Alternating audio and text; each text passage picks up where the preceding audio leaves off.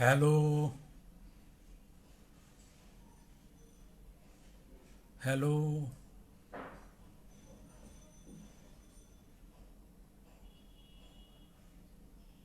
কলেজের সুপ্রিয় শিক্ষার্থীবৃন্দ, তোমরা কেমন আছো?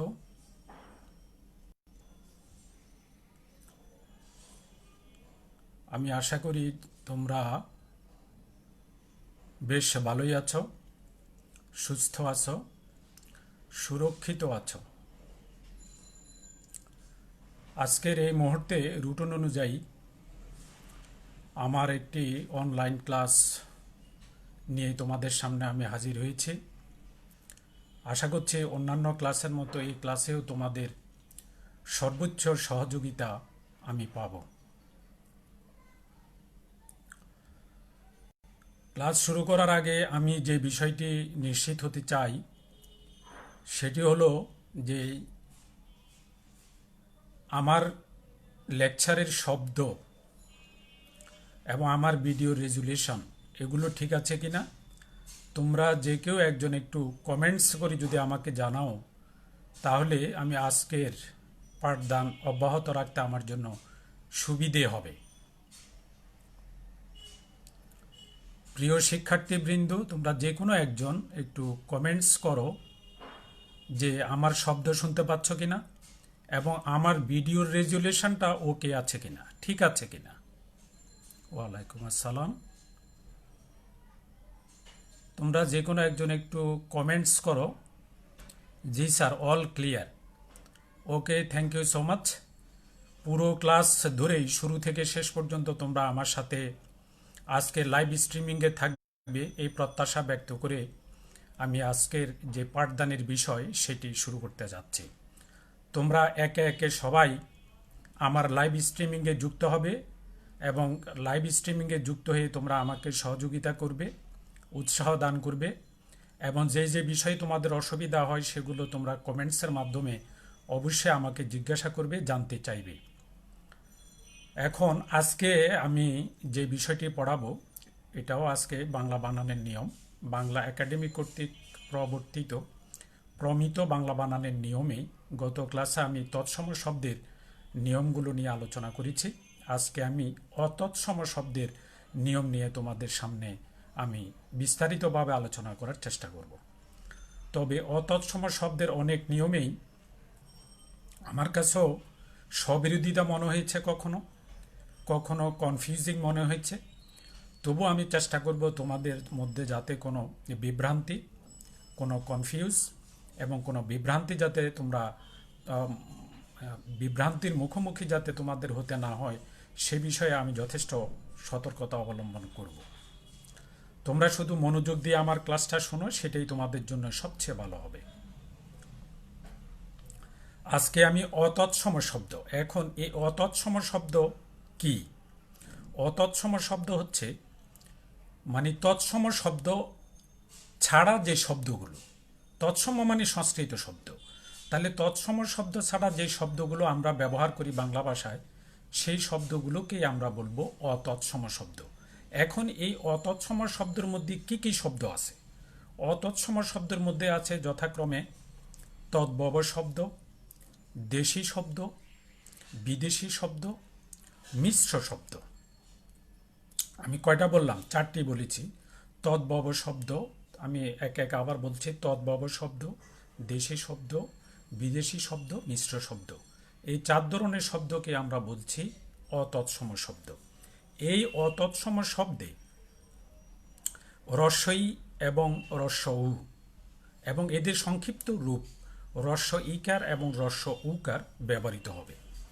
মানাটা খুবই সহজ, অনেকটা আগের নিয়মের মতোই এখানে মিল আছে, সাদৃশ্য আছে, সদৃশ্য আছে বলে আমি মনে করি। আমরা তৎসম শব্দের ক্ষেত্রে একটা নিয়মে বলেছিলাম যে যেই শব্দের ক্ষেত্রে রস্বই বা দীর্ঘই দুটোই সিদ্ধ বা দুটোই শুদ্ধ, সেখানে শুধু রস্বই বা রস্বইকার ব্যবহার করব।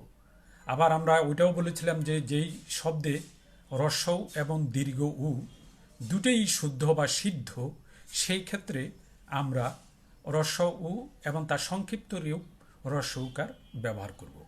এখানেও আমরা যেই অতৎসম শব্দ, সেই ক্ষেত্রে যেই শব্দের মধ্যে রস্বই দীর্ঘই দুটোই শুদ্ধ, সেখানে আমরা বরাবরই এখন থেকে, ফ্রম রাইট নাও, এখন থেকে আমরা রস্বই সংক্ষিপ্ত রূপ রস্বইকার এবং যেই শব্দে রস্ব উ বা দীর্ঘ উ দুটোই শুদ্ধ বা সিদ্ধ, সেই ক্ষেত্রে আমরা ফ্রম রাইট নাও অর্থাৎ এখন থেকেই আমরা রস্ব উ বা তার সংক্ষিপ্ত রূপ রস্ব উকার ব্যবহার করব। এখানে অনেকগুলো উদাহরণ দেওয়া আছে, সেগুলো আমি একে একে বলছি, তোমরা একটু মনোযোগ দিয়ে শোনো। আরবি, তোমরা জানো আরবি একসময় আমরা দীর্ঘইকে দিয়ে লিখতাম, কিন্তু ওই যে দীর্ঘই এবং রস্বই, হ্যাঁ, যেখানে যেই শব্দে দুটোই সিদ্ধ, সেই সমস্ত শব্দে আমরা এই অতৎসম শব্দের ক্ষেত্রেও রস্বই বা তার সংক্ষিপ্ত রূপ রস্বইকার ব্যবহার করব। আসামি, ইংরেজি, ইমান, ইমান রস্বই, আমরা আগে দীর্ঘই ব্যবহার করতাম, কিন্তু এখন ইমান রস্বইকার দিয়ে ব্যবহার হবে। ইরানি, 19 এক সময় আমরাও দীর্ঘ উ দিয়ে আমরা ব্যবহার করেছি, কিন্তু এখন রস্ব দিয়ে লিখতে হবে, কারণ দুটোই সিদ্ধ। কিন্তু এখন যেহেতু একই শব্দে যদি রস্ব এবং দীর্ঘ দুটোই সিদ্ধ বা শুদ্ধ হয়, সেক্ষেত্রে ফ্রম রাইট নাও এখন থেকে আমরা রস্ব ইয়ে ব্যবহার করব। ওকালতি, কাহিনী, কাহিনী তো আমরা কয়েকদিন আগেও দীর্ঘইকার দিয়ে লিখতাম, কিন্তু এখন দন্তন্য রস্বইকার দিয়ে লিখতে হবে। কুমির, কেরামতি, খুশি, তারপরে খেয়ালি, গাড়ি, গোয়ালিনী, চাচি, জমিদারি, জাপানি, জার্মানি, টুপি, তরকারি, দাড়ি, দাদি, দাবি, দিঘি, দিদি, নানি, নিচু, তারপরে পশমি, পাখি, পাগলামি, পাগলি, পিসি, ফরাসি, ফরিয়াদি, ফার্সি, ফিরিঙ্গি, বর্ণালী, বাঁশি, বাঙালি, বাড়ি, বিবি, বুড়ি, বেআইনি, বেশি, বোমাবাজি, ভারী, মামি, মালি, মাসি, মাস্টারি, রানী, রূপালী।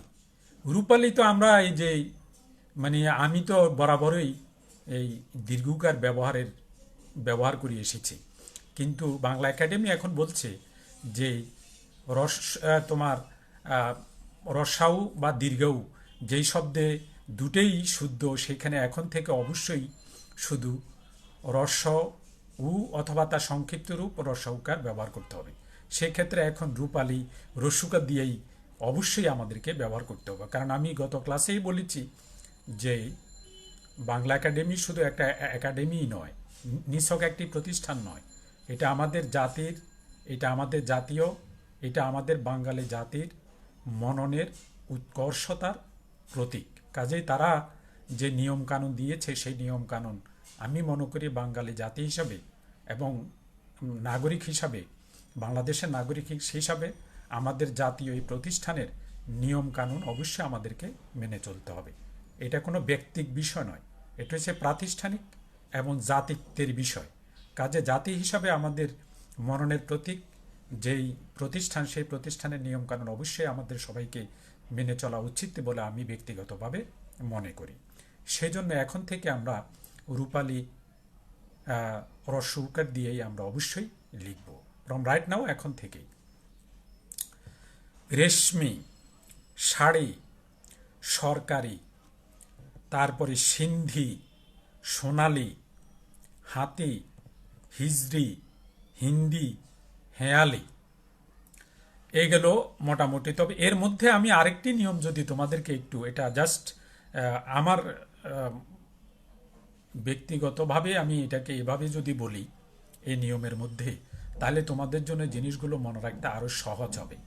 সেটা হচ্ছে এরকম, এটা তো আমরা নিয়ম পড়লামে যে অতৎসম শব্দ অর্থাৎ তদ্ভব দেশি বিদেশি মিশ্র শব্দে অবশ্যই রস্বই এবং রস্ব উ তাদের সংক্ষিপ্ত রূপ রস্বইকার এবং রস্যৌকার অবশ্যই ব্যবহার হবে। এটা হলো এই নিয়মের অধীন এই উদাহরণগুলো আমি তোমাদের সামনে উপস্থাপন করলাম। কিন্তু এর মধ্যে এমন কিছু উদাহরণ আছে যেগুলোকে আমরা অন্য একটা নিয়মেও আমরা ফেলে দিতে পারি বা ফেলতে পারি, যেটা তোমাদের জন্য অধিকতর সহজ হবে। যেমন ধরো যে জাতিবাচক বা ভাষাবাচক, এ কথা তো কোনো বুঝতে কোনো অসুবিধা নেই। জাতিবাচক অথবা ভাষাবাচক যে কোনো শব্দেই তোমার রস্বইকার, রস্বই বা রস্বইকার হবে। পূর্ণরূপে বা স্বাধীন রূপে পূর্ণাঙ্গ রূপ যদি বলো তাহলে রস্বই, আর তার সংক্ষিপ্ত রূপ রস্বইকার ব্যবহৃত হবে। আমি আবার বলছি যে জাতিবাচক এবং ভাষাবাচক অথবা ভাষাবাচক এবং জাতিবাচক শব্দে সর্বদা রস্বই বা রস্বইকার ব্যবহৃত হবে। এর মধ্যে অনেকগুলো উদাহরণ আছে, আমি তোমাদেরকে বলে দিই, তোমরা সহজেই বুঝতে পারবে। যেমন আরবি, তারপরে ইংরেজি, তারপরে ইরানি। এখন আরবি এটা ভাষাবাচক হতে পারে, জাতিবাচকও হতে পারে। আরবি, ইংরেজিতে বললে আমরা অ্যারাবিয়ান বলবো, আর যদি বলি ল্যাঙ্গুয়েজের ক্ষেত্রে তাহলে অ্যারাবিক ল্যাঙ্গুয়েজ, আরবি, অ্যারাবিক। কাজে কিছু কিছু শব্দ আছে জাতিবাচকও বুঝায়, আবার ভাষাবাচকও বুঝায়। সেই ক্ষেত্রে আমাদেরকে এই জিনিসগুলো জাতিবাচক হোক আর ভাষাবাচক হোক, এটা অবশ্যই রস্বইকার বা তার সংক্ষিপ্ত রূপ রস্বই কিংবা তার সংক্ষিপ্ত রূপ রস্বইকার ব্যবহৃত হবে। সেক্ষেত্রে আমি শব্দগুলো বলে দিতে পারি যেই ভাষাবাচক আরবি, ভাষাবাচক ইংরেজি, জাতিবাচক ইরানি, আর আছে কিনা দেখি, তারপরে জাতিবাচক জাপানি, জাতিবাচক জার্মানি, তারপর ভাষাবাচক ফরাসি, ভাষাবাচক ফরাসি ইংরেজিতে বলে ফ্রেঞ্চ ল্যাঙ্গুয়েজ, ভাষাবাচক ফার্সি। এই ফরাসি আর ফার্সির মধ্যে একটা তফাৎ আছে, তোমরা এটা সবসময় মনে রাখবে। ফার্সি হচ্ছে ইরানের ভাষা আর ফরাসি হচ্ছে ফ্রান্সের ভাষা। এটাকে ফরাসিকে তুমি জাতিবাচকও বলতে পারো, আবার ভাষাবাচকও বলতে পারো। কিন্তু ফরাসি হচ্ছে ফ্রান্সের ভাষা বা ফ্রান্সের অধিবাসীদেরকে ফরাসি বলে, আর ফার্সি হচ্ছে ইরানের ভাষা, এটা ভাষাবাচক ফার্সি। এরপরে আছে বাঙালি, যারা বাংলা ভাষায় আমরা কথা বলি, জাতিবাচক এটা অবশ্যই বাঙালি, এটা জাতিবাচক, কাজে রস্বই, আর এরকম নাই। তো কাজেই তোমরা এটার মধ্যে এই নিয়মটাও তোমরা একটু জেনে রাখো যে জাতিবাচক বা ভাষাবাচক অথবা ভাষাবাচক বা জাতিবাচক শব্দে সর্বদা রস্বই বা রস্বইকার ব্যবহৃত হবে। তাহলে যে একটার মধ্যে আমরা দুটো নিয়ম ইনশাল্লাহ পেয়ে গেলাম, যাতে তোমাদের জন্য ব্যবহার করতে সুবিধা হয়। আর ইংরেজি বানানটা তোমরা কখনোই দীর্ঘইকার ব্যবহার করবে না। অনেকেই আমরা ইংরেজি বানানে দীর্ঘইকার ব্যবহার করি। আমি প্রত্যাশা করি এখন থেকে তোমরা আর কখনোই ইংরেজি বানানে দীর্ঘই বা দীর্ঘইকার ব্যবহার করবে না। এখন থেকে রস্বইকারে তোমরা ব্যবহার করবে, এই প্রত্যাশা আমি আমার শিক্ষার্থীদের কাছ থেকে করছি। তোমরা আরও বেশি মাত্রায় বান্ধবীদেরকে আহ্বান করো যে তোমরা লাইভে যদি আসো তাহলে আমার জন্য ক্লাস নিতে আমি উৎসাহ বোধ করি এবং আমি লেকচার দিতে আরও বেশি উৎসাহ বোধ করব। তোমরা একে একে আমার লাইভ স্ট্রিমিংয়ে আসো এবং লাইভ স্ট্রিমিংয়ে এসে তোমরা যুক্ত হতে থাকো। এরপর আসো সুন, পুজো, পুব, মূলা, মূলো। আরে মূলা তো আমি কয়েকদিন আগেও আমি দীর্ঘকার ব্যবহার করতাম, কিন্তু ওই যে বলছি যেই শব্দে রস্বউ এবং দীর্ঘউ দুইটাই শুদ্ধ বা সিদ্ধ, সেই ক্ষেত্রে ফ্রম রাইট নাও এখন থেকে শুধু রস্বউ বা তার সংক্ষিপ্ত রূপ রস্বউকার ব্যবহৃত হবে।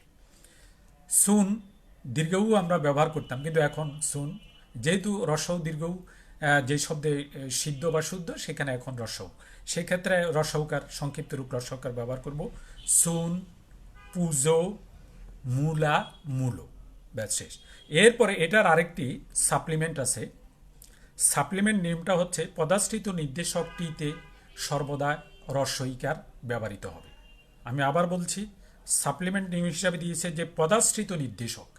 এখন এই পদাশ্রিত নির্দেশকটা কি?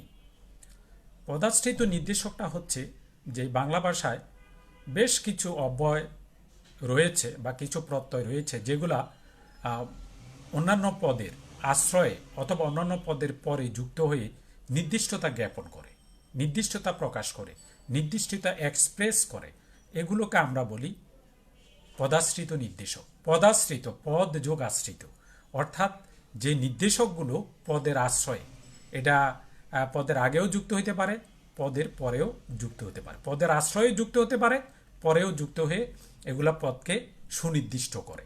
এটা অনেকটা ইংরেজি যেই ডেফিনিট আর্টিকেল ডি আছে না, এই ডেফিনিট আর্টিকেল ডি এর স্থানীয়, ডেফিনিট আর্টিকেল ডি এর স্থানীয়।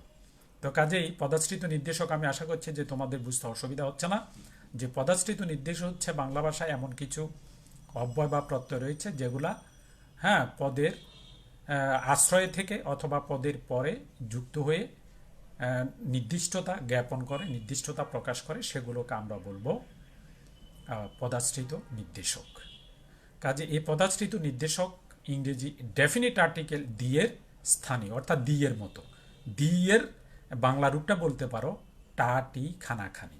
কাজে টা টি, এই পদাশ্রিত নির্দেশক টা টি এর সঙ্গে অবশ্যই তোমাকে রস্বইকার ব্যবহার করতে হবে। এখানে কোনো ক্রমে তুমি দীর্ঘইকার ব্যবহার করবে না। ওরা উদাহরণ দিয়েছে ছেলেটি, অবশ্য মেয়েটিও হতে পারে, বইটি, লোকটি।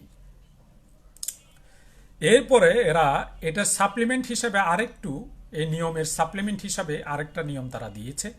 একই নিয়মের মধ্যে আমরা আছি, কিন্তু এগুলা বলতে পারো অংশ বিশেষ।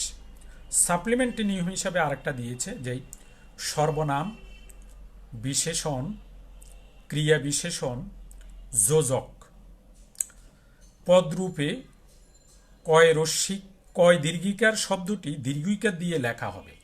এরা বলছে যে কিছু কিছু সর্বনাম অর্থাৎ প্রনাউন, কিছু কিছু বিশেষণ অর্থাৎ অ্যাডজেক্টিভ, কিছু কিছু ক্রিয়া বিশেষণ অর্থাৎ অ্যাডভার্ব, এবং কিছু কিছু যোজক অর্থাৎ অব্যয়, অব্যয় পদরূপে যদি আমরা ব্যবহার করি, তাহলে কয় রস্যিকারের পরিবর্তে কয় দীর্ঘইকার দিয়ে তোমাকে এই সর্বনাম, বিশেষণ, ক্রিয়া বিশেষণ, যোজক, যোজক মানে অব্যয়, এটা তোমরা জেনে রাখো। যোজকের অন্য নাম হচ্ছে, আমরা প্রচলিত যে ব্যাকরণ আমরা পড়ে আসছি সেখানে যোজককে বলা হতো অব্যয়। যোজক মানে অব্যয়, অব্যয় মানে নতুন নাম যোজক। অব্যয় রূপে যদি আমরা ব্যবহার করি, তাহলে অর্থাৎ সর্বনাম রূপে যদি ব্যবহার করি, বিশেষণ রূপে যদি ব্যবহার করি, ক্রিয়া বিশেষণ রূপে যদি ব্যবহার করি, যোজক বা অব্যয় রূপে যদি ব্যবহার করি, তাহলে আমরা অবশ্যই কয় দীর্ঘইকার হিসাবেই ব্যবহার করব, কখনো কয় রস্যিকার হিসাবে ব্যবহার করব না।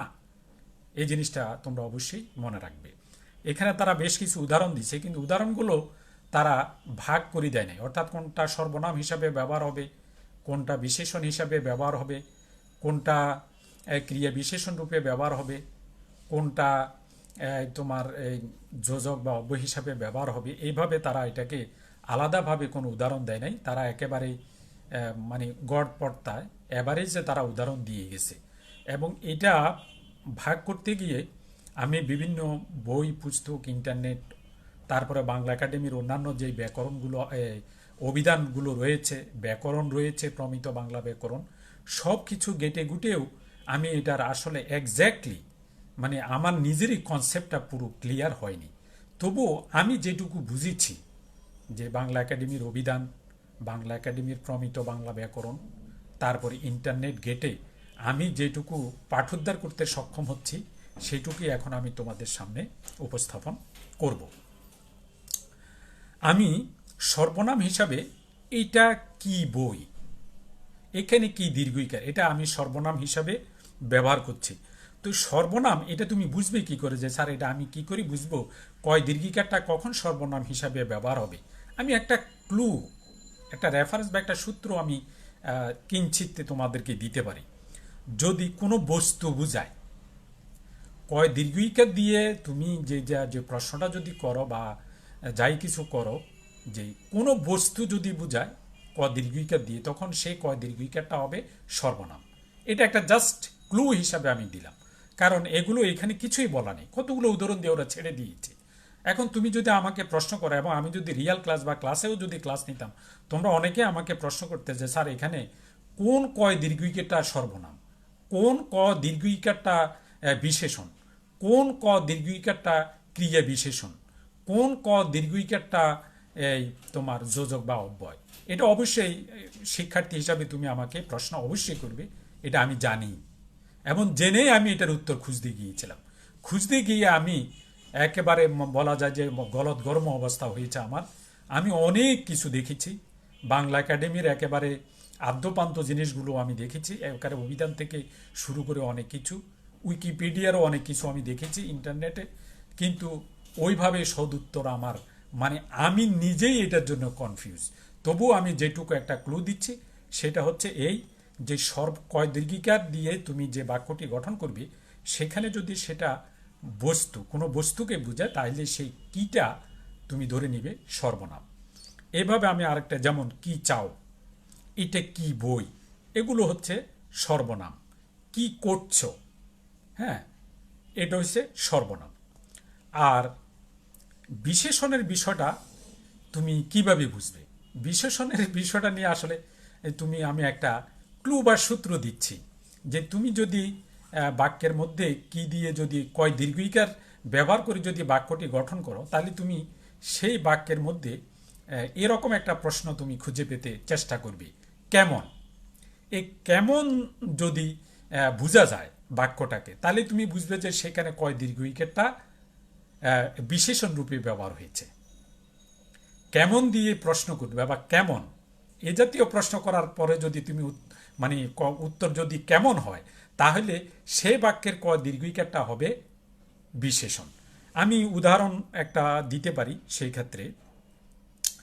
সেক্ষেত্রে আমি বিনের উদাহরণটা দিতে পারি, যে তোমার এই কি করে যাব, মানে কেমন করে যাব।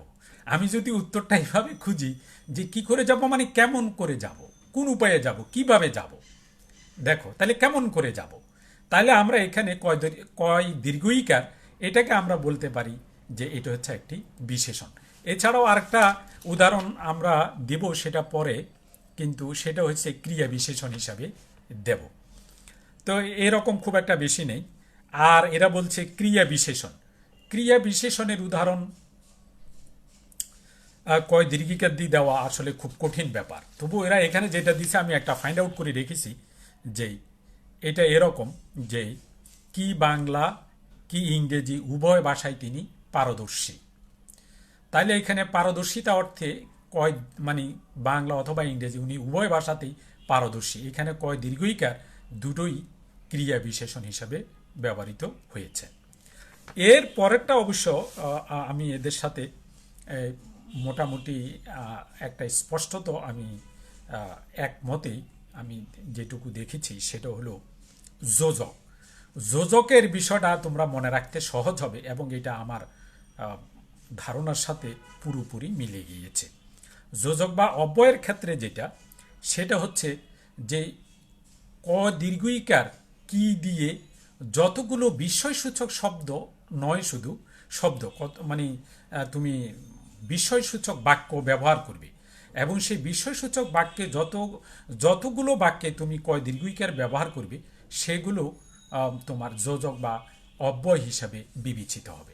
এটা আমার নিজের কথা নয় বাবা, এটা বাংলা একাডেমির অভিধানের আমি এই সূত্রটা আমি পেয়েছি, ওরা এটাই বলেছে। এবং তোমরা আমার পিছনে যদি খেয়াল করো তাহলে তোমরা দেখবে অভিধানটা এখানে আছে, তোমরা দেখো এই সেই অভিধান, এই অভিধানটার দিকে খেয়াল করো। অভিধানটা হচ্ছে আধুনিক বাংলা অভিধান, জামিল চৌধুরী তিনি সংকলন করেছেন।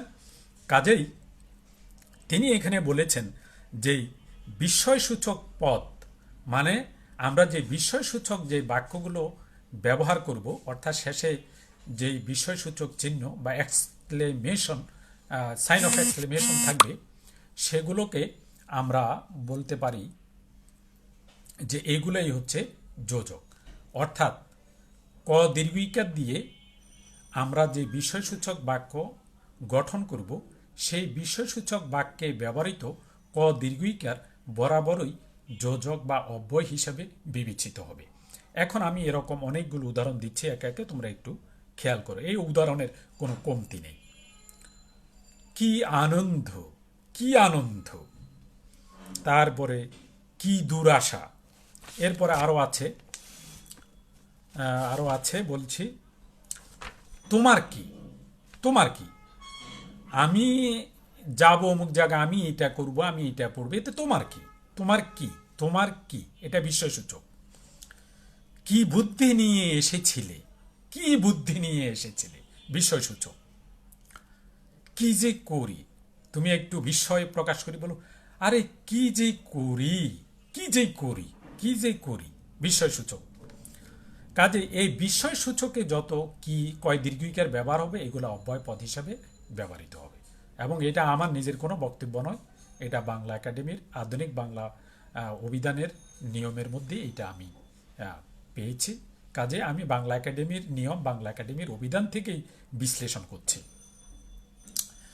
এছাড়া আরও কিছু ভিন আছে, বিশেষণ আছে, কিভাবে, কি রকম, কি রূপে, এগুলো বিশেষণ রূপে ব্যবহার হবে এবং সব ক্ষেত্রেই কয় দীর্ঘইকার ব্যবহার হবে।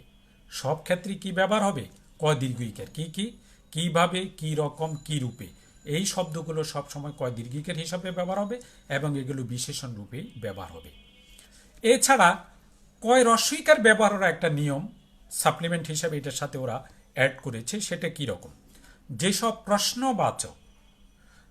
প্রশ্নবাচক বাক্যের উত্তর হ্যাঁ বা নে, অর্থাৎ ইয়েস অর নো, যেসব প্রশ্নবাচক বা ইন্ট্রোগেটিভ সেন্টেন্সের উত্তরটা, অ্যান্সারটা হবে হ্যাঁ অথবা না, অর্থাৎ ইয়েস অর নো যদি হয়, সেসব বাক্যে ব্যবহৃত কয় রস্বইকার দিয়ে লেখা হবে। অর্থাৎ তুমি কয় রস্বইকারটা তখনই ব্যবহার করবে প্রশ্নবাচক বা প্রশ্নবোধক বাক্যে যদি সেই প্রশ্নবোধক বা প্রশ্নবাচক বাক্যের উত্তরটা যদি হ্যাঁ অর্থাৎ ইয়েস অথবা নো বা না হয়ে থাকে, তখন সেখানে আমরা কিটা ব্যবহার করব, ক রস্বইকার দিয়ে। কিটা ব্যবহার করব কি দিয়ে, ক রস্বইকার দিয়ে আমরা এটাকে ব্যবহার করব।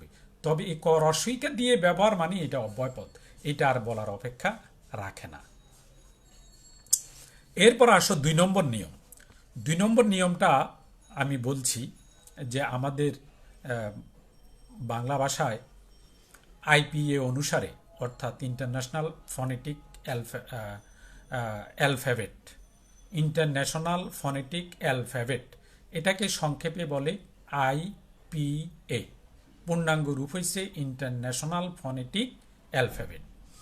এই ইন্টারন্যাশনাল ফনেটিক অ্যালফাবেট বা আইপি অনুসারে আমাদের মৌলিক স্বরধ্বনির সংখ্যা হচ্ছে 60টি। এর মাঝে এখানে এরা দুটো নিয়ে আসছে, একটা হচ্ছে এ এ, আরেকটা হচ্ছে স্বরে অ জফলা আকার এ এ এ। এই উচ্চারণটা তোমরা একটু খেয়াল করতে হবে। একটা হচ্ছে এ, রস্বই রস্বউ, তারপরে এ, স্বরে অ স্বরে আ, স্বরে অ স্বরে আ, রস্বই দীর্ঘই এ ওই, এ স্বরধ্বনি এ। আর আরেকটা হচ্ছে স্বরে অ জফলা আকার, একটা এ আরেকটা এ এ এ। এই দুইটা ধ্বনির মানে বানান সংক্রান্ত নিয়মগুলো এখানে তারা তুলে ধরেছে। বাংলায় এ বর্ণ, স্বরধ্বনি এ বর্ণ বা একার দিয়ে এ, এটা আমরা জানি। এ হচ্ছে পূর্ণাঙ্গ রূপ, তার সংক্ষিপ্ত রূপ হচ্ছে একার, এটা আমরা সবাই জানি। বাংলায় এ বর্ণ বা একার দিয়ে এ এবং স্বর জফলা আকার, এই উভয় ধ্বনি নির্দেশিত হয়। কিন্তু বাংলা ভাষার প্রমিত বাংলা ব্যাকরণে, মানে বাংলা একাডেমি কর্তৃক যেই প্রমিত বাংলা ব্যাকরণ রচিত হয়েছে, সেখানে তারা বলেছে যে স্বর জফলা আকার এটার কোনো মানে বর্ণ জ্ঞাপক সাংকেতিক কোনো চিহ্ন আসলে ওইভাবে উচ্চারণ করার মতো বা লিখে প্রকাশ করার মতো কোনো চিহ্ন নেই। কিন্তু এখানে এরা বলছে যে এ দিয়ে এই দুইটা বর্ণই নির্দেশিত হবে, এ এবং অ জফলা আকার, এ দিয়ে এই দুইটা বর্ণই নির্দেশিত, এবং তার সংক্ষিপ্ত রূপটাও এই স্বরেয় জফলা আকার, এ এবং স্বরেয় জফলা আকার, এই দুইটা বর্ণ এ বা একার, এই উভয় বর্ণই নির্দেশিত হবে। অর্থাৎ এ দিয়েও এ বা একার নির্দেশিত হবে, আবার স্বরে অ জফলা আকার দিয়েও এ বা একার নির্দেশিত হবে। এটা হলো মোদ্দা কথা। বাংলা এ বর্ণ বা একার দিয়ে এ এবং স্বরে অ জফলা আকার এই উভয় ধ্বনি নির্দেশিত হবে, বলে দিয়েছি উভয়, অর্থাৎ এ এবং স্বরে অ জফলা আকার এ, এই দুইটা ধ্বনি এ ধ্বনি দ্বারা নির্দেশিত হবে। এরা উদাহরণ দিয়েছে। কেন কেন কেন মানে ক্রয় করা অর্থে, খেলা খেলি, গেল গেলে, গেছে দেখা দেখি, যেন যেন। তবে কিছু তদ্ভব এবং বিশেষভাবে দেশি শব্দ রয়েছে যেগুলোর জফল আকার দিয়ে এর ব্যবহার বহুল, যেমন ব্যাং, ল্যাঠা। এগুলো হচ্ছে আমাদের তদ্ভব শব্দ বা দেশি শব্দ।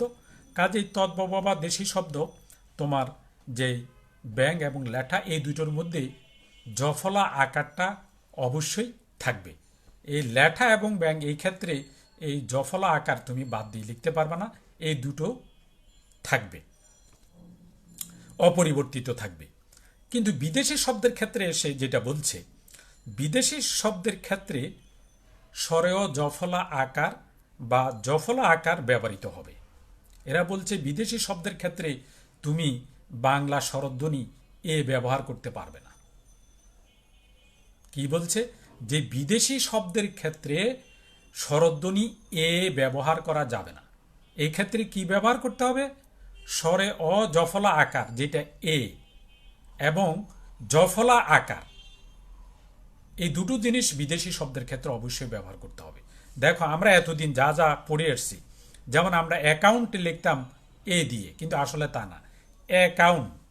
অ্যাকাউন্ট এখন থেকে লিখতে হবে স্বরে অ জফলা আকার দিয়ে, অ্যাকাউন্ট। তারপরে আজকালকে একটা শব্দ আমরা দেখতে পাচ্ছি অ্যাসাইনমেন্ট, অনেকে এ দিয়া লেখে, স্বরধ্বনি এ দিয়া, কিন্তু না, বিদেশি শব্দ। অ্যাসাইনমেন্ট হচ্ছে বিদেশি শব্দ, এখানে এ ব্যবহার করলে হবে না। এটা অবশ্যই তোমাকে ব্যবহার করতে হবে স্বরে অ জফলা আকার। এটা বাংলা একাডেমির নিয়ম, আমার তো কোনো বিষয় না। বাংলা একাডেমি বলতেছে বিদেশি শব্দের ক্ষেত্রে এ বা একার এটা ব্যবহার করা যাবে না। কি ব্যবহার করতে হবে? বিদেশি শব্দের ক্ষেত্রে এ বা একারের পরিবর্তে স্বরে অ জফলা আকার অথবা জফলা আকার ব্যবহার করতে হবে, পরিষ্কার বলে দিয়েছে। কাজেই যেখানে বাংলা একাডেমি আমাকে বলেই দিচ্ছে যে বিদেশি শব্দের ক্ষেত্রে এ বা একার ব্যবহার করা যাবে না, এই ক্ষেত্রে তোমাকে বা আমাকে সবাইকে অবশ্যই স্বরে অ জফলা আকার অথবা জফলা আকার ব্যবহার অবশ্যই করতে হবে। তাহলে অ্যাকাউন্ট এটা একটা বিদেশি শব্দ, তার মানে ইংরেজি শব্দ, যেটাও বিদেশি শব্দ, বিদেশি শব্দ। কাজেই এখানে আমাদেরকে অ্যাকাউন্টটা লিখতে হবে স্বরে অ জফলা আকার, অ্যাকাউন্ট। আর and, A N D, and, এটাও একটা বিদেশি শব্দ, ইংরেজি হোক আর যাই হোক, এটা তো বিদেশি শব্দ। কাজে এই অ্যান্ডটাও লিখতে হবে আমাদেরকে স্বরে অ জফলা আকার দিয়ে। তারপরে এরকম আরও আছে তোমার অ্যাটর্নি। অ্যাটর্নি ইংরেজি শব্দ, আমরা আগে এ দিয়ে লিখতাম, কিন্তু এখন লিখতে হবে স্বরে অ জফলা আকার। তারপরে অ্যাডভোকেট, আমরা এ ড দিয়ে লিখতাম অ্যাডভোকেট, কিন্তু না, এখন থেকে তোমাকে লিখতে হবে অ্যাডভোকেট, স্বরে অ জফলা আকার, অ্যাডভোকেট। তারপর আর কি লিখতে হবে? অ্যাসিড, স্বরে অ জফলা আকার দিয়ে লিখতে হবে ক্যাসেট, ক জফলা আকার, এখানে তো যেহেতু এটা সংক্ষিপ্ত রূপ জফলা আকার, ক্যাসেট জফলা আকার দিয়ে লিখতে হবে। ব্যাংক জফলা আকার দিয়ে লিখতে হবে। ভ্যাট জফলা আকার দিয়ে লিখতে হবে। ম্যানেজার জফলা আকার দিয়ে লিখতে হবে। হ্যাট জফলা আকার দিয়ে লিখতে হবে। কাজেই ইংরেজি শব্দের ক্ষেত্রে যখন বাংলায় আমরা তার প্রতিবর্ণীকরণ করব, হ্যাঁ, তখন আমাদেরকে অবশ্যই স্বরে অ জফলা আকার অথবা শুধু জফলা আকার আমাদেরকে ব্যবহার করতে হবে। এই ক্ষেত্রে এ বা একার ব্যবহার করা যাবে না। এরপর আসো স্বরধ্বনি ও নিয়ে তারা 3 নম্বর নিয়মটা দিয়েছে এরকম, বাংলা স্বরে অধ্বনির উচ্চারণ বহু ক্ষেত্রে ও এর মতো হয়। আমি যখন উচ্চারণ পড়াবো তখন সেখানে আমি বলবো যে স্বর অ ধ্বনির উচ্চারণ 2 রকম হয়, একটা হচ্ছে বিবৃত আর একটা হচ্ছে সংবৃত। বিবৃতকে বলে ওপেন আর সংবৃতকে বলে ক্লোজ। তো স্বরে অ ধ্বনির উচ্চারণ যেহেতু 2 রকম, একটা বিবৃত ওপেন আর একটা হচ্ছে সংগৃহীত, যেটাকে আমরা বলি ক্লোজ। এখন স্বরে অ এর উচ্চারণ যদি ও এর মতো হয় তখন তাকে আমরা বলি সংবৃত উচ্চারণ। এবং বেশিরভাগ ক্ষেত্রেই, হ্যাঁ, বেশিরভাগ ক্ষেত্রেই ইয়া হয় শব্দের আদি বা অন্তে তোমার এই অটা সংবৃত উচ্চারণ হয়, অর্থাৎ অটা ও এর মতো উচ্চারণ হয়। একটা জিনিস তোমরা মনে রাখবে যে স্বরধ্বনি অর্থাৎ অস্বরধ্বনির উচ্চারণ দুই রকম, একটা হচ্ছে বিবৃত আর একটা হচ্ছে সংবৃত। অ এর উচ্চারণ যদি অ এর মতোই হয়, অ এর উচ্চারণ যদি অ এর মতোই হয় অর্থাৎ কোনো পরিবর্তন যদি না হয়, তখন সেই ক্ষেত্রে এটাকে আমরা বলি বিবৃত বা ওপেন প্রনাউন্সিয়েশন। আর অ এর উচ্চারণ যদি ও এর মতো হয় তখন সেটাকে আমরা বাংলায় বলি সংবৃত, ইংরেজিতে বলি আমরা ক্লোজ। এবং এটা হচ্ছে অ এর উচ্চারণটা ও হয়ে যায়। এটা শব্দের আদিতেও হয়, শুরুতেও হয়, শব্দের শেষেও হয়। এটা মনে রাখবে, শব্দের আদি এবং অন্ত দুই ক্ষেত্রেই এটি হতে পারে। তো এরা এখানে কিছু নিয়ম, মানে নিয়ম না, যেমন তারা কিছু উদাহরণ দিয়েছে যে শব্দের শেষে এইসব অধ্বনি ওকার দিয়ে লেখা যেতে পারে। শব্দের শেষে অন্তেও, মানে মানে অন্তে আর কি, শব্দের শেষে মানে অন্তের শেষে অধ্বনিটা ওকার দিয়ে লেখা যেতে পারে। তবে শব্দের আদি বা শুরুতেও অনেক ক্ষেত্রেই তোমার এই অটা উচ্চারণ ও এর মতো হয়। তো এখানে তারা এই যে উদাহরণগুলো দিয়েছে এগুলো হচ্ছে শব্দের শেষে। শব্দের শেষে যদি অ থাকে সেটার বানানটা হবে ও। যেমন ভালো, কালো, খাটো, ছোট ইত্যাদি। অর্থাৎ ভালো লওকার, কালো লওকার শেষে ও, খাটো টওকার অর্থাৎ ও, ছোট টো ওকার। এরকম অনেকগুলো উদাহরণ তারা দিয়েছে। 11 রওকার, 12 রওকার, 13 রওকার শেষে, শব্দের শেষে। তারপরে 15 রওকার, তারপরে 16 লওকার, তারপরে 17 রওকার, তারপরে 18 রওকার, তারপরে করানো নৌকার, দন্তা নৌকার, খাওয়ানো, চড়ানো, চড়ানো, চালানো, দেখানো, নামানো, পাঠানো, বসানো, শেখানো, শোনানো, হাসানো, কুড়ানো, নিকানো, বাঁকানো, বাঁধানো, ঘোরালো, জোরালো, ধারালো, পেঁচানো। আরও আছে করো, চড়ো, জেনো, ধরো, পড়ো, বলো, বসো, শেখো, করাতো, কেন, দেব, হতো, হব, হলো, কোনো, মতো। কিন্তু ভবিষ্যৎ অনুজ্ঞায় শব্দের আদিতেও ওকার লেখা যেতে পারে। এরা বলছে শব্দের আদিতেও ভবিষ্যৎ অনুজ্ঞা। এখন ভবিষ্যৎ অনুজ্ঞা আবার কি, এটা কি জিনিস, মানে অনুজ্ঞা কি, তারপরে না ভবিষ্যৎ অনুজ্ঞার কথা আসবে। তোমরা কি অনুজ্ঞা সম্পর্কে কারো কোনো ধারণা আছে বাবা? একটু বলো তো অনুজ্ঞাটা কি, আমরা অনুজ্ঞা কিভাবে বুঝবো বা অনুজ্ঞাটা কিভাবে আমরা চিনবো, অনুজ্ঞাটা কি? একটু যদি কেউ জানো একটু কমেন্টস করে জানাতে পারো, ভালো হয়। যে তোমরা তো নিচু ক্লাসগুলোতে পড়ে আসছো যে অনুজ্ঞাটা কি। হ্যাঁ যাক, না জানলেও কোনো সমস্যা নেই। তোমরা তো শিক্ষার্থী, শিক্ষার্থী মানে যে শিখে, লার্নার, যে শিখতে আসছে। হ্যাঁ, তুমি না জানলেও কোনো সমস্যা নেই, আমি এখনই বলে দিচ্ছি। অনুজ্ঞা হচ্ছে যে আদেশ, উপদেশ, নিষেধ, প্রার্থনা, অনুনয়, বিনয় ইত্যাদি প্রকাশে বর্তমান ও ভবিষ্যৎকালে মধ্যম পুরুষে যে ক্রিয়াপদ ব্যবহার হয়, মধ্যম পুরুষে ক্রিয়াপদের যে রূপটা হবে, আকারটা হবে, ফর্মটা হবে, তাকে আমরা বলবো অনুজ্ঞা। আমি আবার বলছি, আদেশ, উপদেশ, নিষেধ, অনুরোধ, প্রার্থনা, আর্জি, অনুনয়, বিনয় ইত্যাদি প্রকাশ করতে, অর্থাৎ ইত্যাদি প্রকাশে দুইটা কালে, বর্তমান এবং ভবিষ্যৎকালে একটি মাত্র পুরুষ, সেটা হচ্ছে মধ্যম পুরুষ। তোমরা জানো পুরুষ তিনটা, তার মধ্যে আমি নিয়েছি মধ্যম পুরুষ। মধ্যম পুরুষের ক্রিয়াপদের যেই রূপ হবে, মধ্যম পুরুষের ক্রিয়াপদের যেই রূপ হবে তাকে আমরা বলবো অনুজ্ঞা। ব্যাস হয়ে গেল, আমরা অনুজ্ঞাটা জেনে ফেললাম মুহূর্তের মধ্যে। তাহলে অনুজ্ঞাটা কোন কোন কালে হয় বলো তো বাবা, একটু বলো তো। কারণ সংজ্ঞাতেই সেটা বলা হয়েছে, অনুজ্ঞা হবে মাত্র দুটো কালে, একটা হচ্ছে বর্তমানকাল আর একটা হচ্ছে ভবিষ্যৎকাল। এখন শিক্ষার্থী হিসাবে হ্যাঁ, তোমরা অবশ্যই আমাকে প্রশ্ন অবশ্যই করবে যে স্যার এটা অতীতকালে কেন হবে না। প্রশ্ন করো, সে দেখি প্রশ্ন করতে পারছো কিনা। প্রশ্ন করলেই তো আমি উত্তর দিব। প্রশ্ন মানেই তোমার কৌতূহল, তুমি কিছু জানতে চাও, তুমি কিছু শিখতে চাও।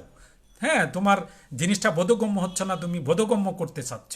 কিন্তু প্রশ্ন না করলে তো হবে না, কিছু প্রশ্ন করো যে অতীতকালে কেন অনুজ্ঞা ব্যবহার হয় না, মাত্র দুটো কালে কেন অনুজ্ঞা ব্যবহৃত হয়, শুধুমাত্র বর্তমান এবং ভবিষ্যৎকালেই অনুজ্ঞা ব্যবহৃত হবে, অতীতকালে কেন হবে না।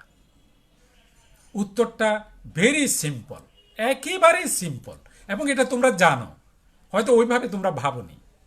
তুমি দেখো তো নিজেকে নিজে, আমি যদি একটা আদেশ দিই, সে আদেশটা আমি এখন দিতে পারি বর্তমানকালে, অথবা নেক্সট টাইমে, মানে ইন ফিউচার, ভবিষ্যতে আমি তোমাকে আদেশ দিতে পারবো। উপদেশ এখন দিতে পারি, বা পরে, বা ভবিষ্যতে দিতে পারবো। অনুরোধ করলে আমি এখন করতে পারি বা ভবিষ্যতে করব। নিষেধ করলে আমি তোমাকে এখন নিষেধ করতে পারি বা ভবিষ্যতে নিষেধ করতে পারি। আমি অনুনয় বা বিনয় যেটাই করি না কেন, এটা এখন করে দেখাতে পারি, কিন্তু অথবা ভবিষ্যতে করে দেখাতে পারবো। কিন্তু আমি কখনো ব্যাক ডেটে গিয়ে, গতকাল গিয়ে আমি কাউকে আদেশ দিতে পারবো না, গতকাল গিয়ে আমি কাউকে অনুরোধ করতে পারবো না, গতকাল গিয়ে কাউকে আমি নিষেধ করতে পারবো না, গতকাল গিয়ে কাউকে আমি উপদেশ দিতে পারবো না, গতকাল গিয়ে কাউকে আমি অনুনয় বিনয়ও করতে পারবো না, কোনো আর্জি জানাতে পারবো না। কাজেই ফার্স্ট যেটা হয়ে গেছে সেখানে, অর্থাৎ অতীতের ক্ষেত্রে কখনোই অনুজ্ঞা ব্যবহৃত হবে না, হওয়ার কোনো সুযোগই নেই। কারণ এটার ধরনটাই এরকম যে বর্তমান এবং ভবিষ্যৎকালে মধ্যম পুরুষের ক্রিয়াপদের যে রূপ হবে তাকেই আমরা বলবো অনুজ্ঞা। তবে এখানে তারা যেটা বলেছে ভবিষ্যৎ অনুজ্ঞা, আমি যদি শুধু ভবিষ্যৎ অনুজ্ঞা বলি, উদাহরণগুলি বলে দিতাম, তাহলে আসলে অ্যাকচুয়ালি তোমরা জিনিসটা বুঝতে না। এই জন্য আমি একটু বিশ্লেষণ করলাম। আমার কাজ হয়েছে জিনিসগুলো তোমাদের কাছে বোধগম্য করে জিনিসটা বুঝিয়ে দেওয়া। বইতে তো অনেক কিছুই থাকে যেটা আমরা নিজেরাও হয়তো অনেক সময় বুঝি না। কিন্তু আমিও জানি যে আমি একদিন শিক্ষার্থী ছিলাম, আমি কি কি প্রবলেম ফেস করেছি, আমি কি কি জিনিস ক্লাসে ফেস করেছি, সেই জিনিসগুলো যখন আমি পড়াই বা ক্লাসে পড়াই, যেখানে আমি পড়াই, ওই জিনিসটা বরাবরই আমার মাথায় কাজ করে যে আমি এই প্রবলেমগুলো ফেস করেছি, যেটা আমার শিক্ষকরা, আমি এটা ঠিক ওনাদের দুর্নাম করছি না, কিন্তু ওনারা যদি এইভাবে আরও একটু ক্লিয়ার করি বলতেন, হয়তো আমি তখনই জিনিসগুলো আমার বোধগম্য হতো। আর আমরা তো তখনও মুখ চোরা ছিলাম, শিক্ষকদের সাথে প্রশ্ন করা বা তাদের থেকে জেনে নেওয়া, এরকম রেওয়াজ কিন্তু আসলে আমাদের সময়কালে খুব একটা বেশি ছিল না। এখন শিক্ষকদের সাথে শিক্ষার্থীদের যেই সম্পর্ক, এটা তো এক ধরনের খুব বন্ধুত্বপূর্ণ সম্পর্ক, কিন্তু আমাদের সময়কালে অতটা বন্ধুত্বপূর্ণ সম্পর্ক আসলে ছিল না। যার কারণে আমরা বরাবরই স্যারদেরকে অন্যরূপভাবে দেখতাম এবং ভয় পেতাম। অর্থাৎ শিক্ষকরে ভয় পাওয়াটাই মনে হয় যেন একটা প্রধান বিষয় ছিল। আর এখনকার শিক্ষার্থীদের সাথে টিচারদের, শিক্ষকদের বন্ধুত্বপূর্ণ সম্পর্ক, কাজেই তারা যে কোনো প্রশ্নই ক্লাসে অথবা অনলাইনে তারা করতে পারে, এবং আমরা সেটা যথাসাধ্য চেষ্টা করি উত্তর দেওয়ার। যাই হোক, ভবিষ্যৎ অনুজ্ঞায় শব্দের আদিতেও, শব্দের আদি মানে শব্দের শুরুতে ওকার লেখা যেতে পারে। যেমন করো, অর্থাৎ শুরুতেই দেখো করো, এখন তুমি ওকার দিয়েও লিখতে পারো করো, অর্থাৎ এটা আদিতেও আছে, মানে শব্দের শুরুতেও আছে, আবার শব্দের শেষেও আছে। করো, বলো, বসো ইত্যাদি, এটা ভবিষ্যৎ অনুজ্ঞার ক্ষেত্রে। এরপর আসো নিয়ম নাম্বার 4, যেটা বলছে অনুসার এবং অনুসার এবং শব্দের যেই ব্যবহার বিধি এরা দিয়েছে শব্দে, সেটা আমি এখন পড়ছি। শব্দের শেষে, মনে রাখবে, শব্দের শেষে প্রাসঙ্গিক ক্ষেত্রে সাধারণভাবে অনুসার ব্যবহৃত হবে। তাহলে আমরা এটা স্পষ্ট হলাম যে শব্দের শেষে প্রাসঙ্গিক ক্ষেত্রে অবশ্যই তোমাকে অনুসার ব্যবহার করতে হবে। উদাহরণগুলো আমি দিয়ে দিচ্ছি। যেমন গাং, গাং তুমি দিলে লিখলে হবে না, বাংলা একাডেমি স্পষ্ট করে দিয়েছে যে শব্দের শেষে প্রাসঙ্গিক ক্রম অবশ্যই আমাদেরকে অনুসার ব্যবহার করতে হবে। আমরা এটা তৎসম শব্দেও এরকম একটা নিয়ম পড়ে আসছি যে একক শব্দে, অর্থাৎ যে শব্দগুলো সন্ধিবদ্ধ নয়, সেই ক্ষেত্রে শব্দের মধ্যে তোমার ওখানে তার উল্টা, এটার উল্টা ওখানে ব্যবহার করতে হবে বলে দিয়েছে। আর শব্দের শেষে অনুসার অবশ্যই আমরা ব্যবহার করব। তাহলে অতৎসম শব্দের ক্ষেত্রে, প্রাসঙ্গিক ক্ষেত্রে আমরা কি করব, শব্দের শেষে অনুসার ব্যবহার করব। যেমন গাং, ঢং, পালং, রং, রাং, সং। কাজেই শব্দের শেষে প্রাসঙ্গিক ক্রমে আমরা অনুস্বার সবসময় ব্যবহার করব, আমরা এখানে উঁ ব্যবহার করব না।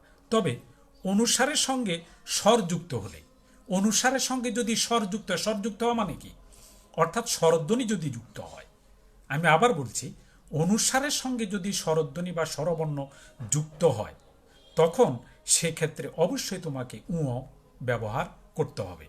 যেমন কি, যেমন বাঙালি, বাঙালি, বাঙালি, বাং উঁ মানে তোমার অনুস্বার আসে, কিন্তু এটার সাথে তো একটা আ যুক্ত হয়েছে, বাং আ আ আ। কাজেই যেই অনুস্বারের সঙ্গে যদি স্বরধ্বনি বা স্বরবর্ণ যুক্ত হয়, সেই ক্ষেত্রে অনুস্বারের পরিবর্তে অবশ্যই আমাদেরকে উঁ লিখতে হবে। এই কথাটাই তোমাকে মনে রাখতে হবে। উদাহরণ দিয়েছে বাঙালি, ভাং আ, রঙিন, রং এর, রঙের, রঙের, রং যোগ এর, রং এর। কাজেই এই অনুস্বারের সঙ্গে যদি স্বরধ্বনি যুক্ত হয়, তাহলে সেই ক্ষেত্রে অনুস্বারের পরিবর্তে উঁ ব্যবহার করা যাবে। কিন্তু দুটো শব্দে অবশ্যই ব্যতিক্রম হিসাবে বিবেচিত হবে, একটা হচ্ছে বাংলা আর একটা হচ্ছে বাংলাদেশ। এখানে শুধুই মাত্র তোমাকে অনুস্বার ব্যবহার করতে হবে। এই ক্ষেত্রে তুমি ওই অনুস্বারের সঙ্গে স্বরধ্বনি থাকলে বা স্বরবর্ণ থাকলে, স্বর থাকলে তোমাকে উঁ ব্যবহার করতে হবে। এই নিয়মের ব্যতিক্রম হিসাবে বাংলা এবং বাংলাদেশ বা ব্যতিক্রম, যেটা বিশেষ নিয়ম, ব্যতিক্রম মানে বিশেষ নিয়ম, এই দুইটা শব্দের ক্ষেত্রে কখনোই উঁ ব্যবহার করা যাবে না। সর্বদাই আমাদেরকে ব্যবহার করতে হবে অনুস্বার। 5 নম্বর নিয়ম, ক্ষীয়। ক্ষীয় তো আসলে একটা যুক্ত বর্ণ, ক হসন্ত মূর্ধন্য ষ, এটা হলো ক্ষীয়। আচ্ছা, ক্ষীয় আর ক্ষয়ের ব্যবহার ওরা দিয়েছে।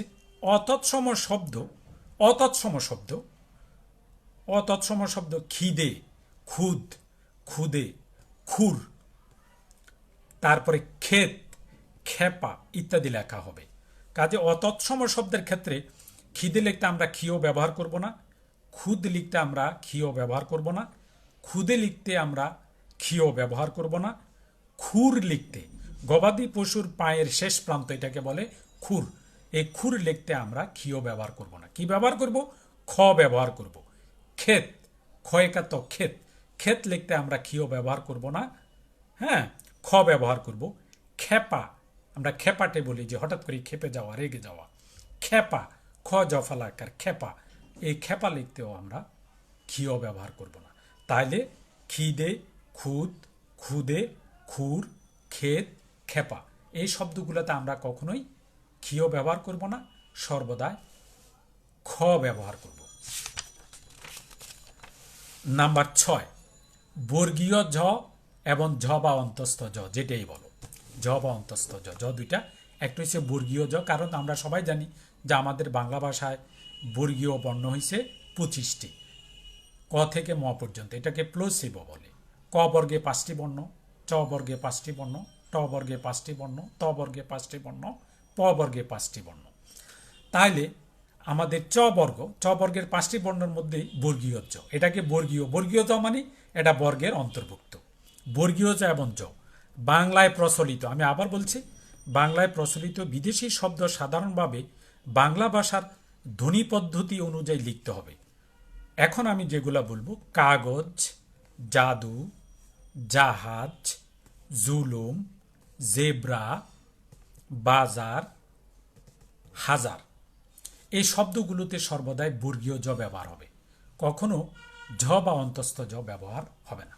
আমি আবার বলছি, কাগজ, জাদু, জাহাজ, জুলুম, জেব্রা, বাজার এবং হাজার, এই শব্দগুলোতে সর্বদাই বর্গীয় জ ব্যবহৃত হবে, ঝ কখনোই ব্যবহার হবে না। এখন দেখি তো, ইসলাম ধর্ম সংক্রান্ত কয়েকটি শব্দে এই বর্গীয় জয়ের বিকল্পে জ লেখা যেতে পারে। এরা বলছে যে ইসলাম ধর্ম সংক্রান্ত কিছু শব্দ আছে যেগুলোতে তুমি বর্গীয় জ ব্যবহার না করে বিকল্প, অর্থাৎ অথবা হিসাবে, বিকল্প মানে অল্টারনেটিভ হিসাবে তুমি জ ব্যবহার করতে পারো। যেমন আজান, এটা কিন্তু বর্গীয় জ দিয়েও তুমি লিখতে পারো, আবার তুমি ঝ দিয়েও লিখতে পারো, অর্থাৎ বর্গীয় জয়ের বিকল্প হিসাবে তুমি জটা ব্যবহার করতে পারো ইসলাম ধর্ম সংক্রান্ত যে শব্দগুলো আছে। আজান, স্বরে আ, ঝ আকার দন্তান, এটা বর্গীয় ঝ নয়। অজু, এটা বর্গীয় ঝ নয়। কাজা, এটা বর্গীয় ঝ নয়। নামাজ, এটা বর্গীয় ঝ নয়। মুয়াজ্জিন, বর্গীয় ঝ নয়। জোহর, বর্গীয় ঝ নয়। রমজান, বর্গীয় ঝ নয়। হজরত, বর্গীয় ঝ নয়।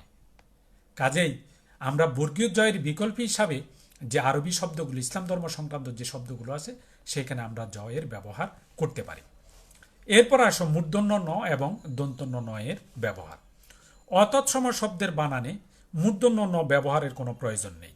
যেমন অগ্রাণ, ইরান, কান, কোরআন, গভর্নর, গুন্তি, গোনা, ঝর্ণা, ধরন, পরাণ, রানী, সোনা, হর্ন। কাজেই আমরা যেই তোমার অতৎসম শব্দ অর্থাৎ দেশি তদ্ভব, তারপরে তদ্ভব, তারপরে তোমার দেশি শব্দ এবং বিদেশি শব্দ, এই তিন ধরনের অতৎসম বলতে আমরা এই তিনটাকেই বুঝব। হ্যাঁ, এই তিনটাকেই আমরা বুঝব। কাজেই অতৎসম শব্দের বানানে মূর্ধন্য ন কখনোই ব্যবহার হবে না, এটা মনে রাখবে। অতৎসম শব্দে মূর্ধন্য ন কখনোই ব্যবহার হবে না। যেমন অগ্রাণ, ইরান, কান, কোরআন, গভর্নর, গুন্তি, গোনা, ঝর্ণা, ধরন, পরাণ, রানী, সোনা, হর্ন।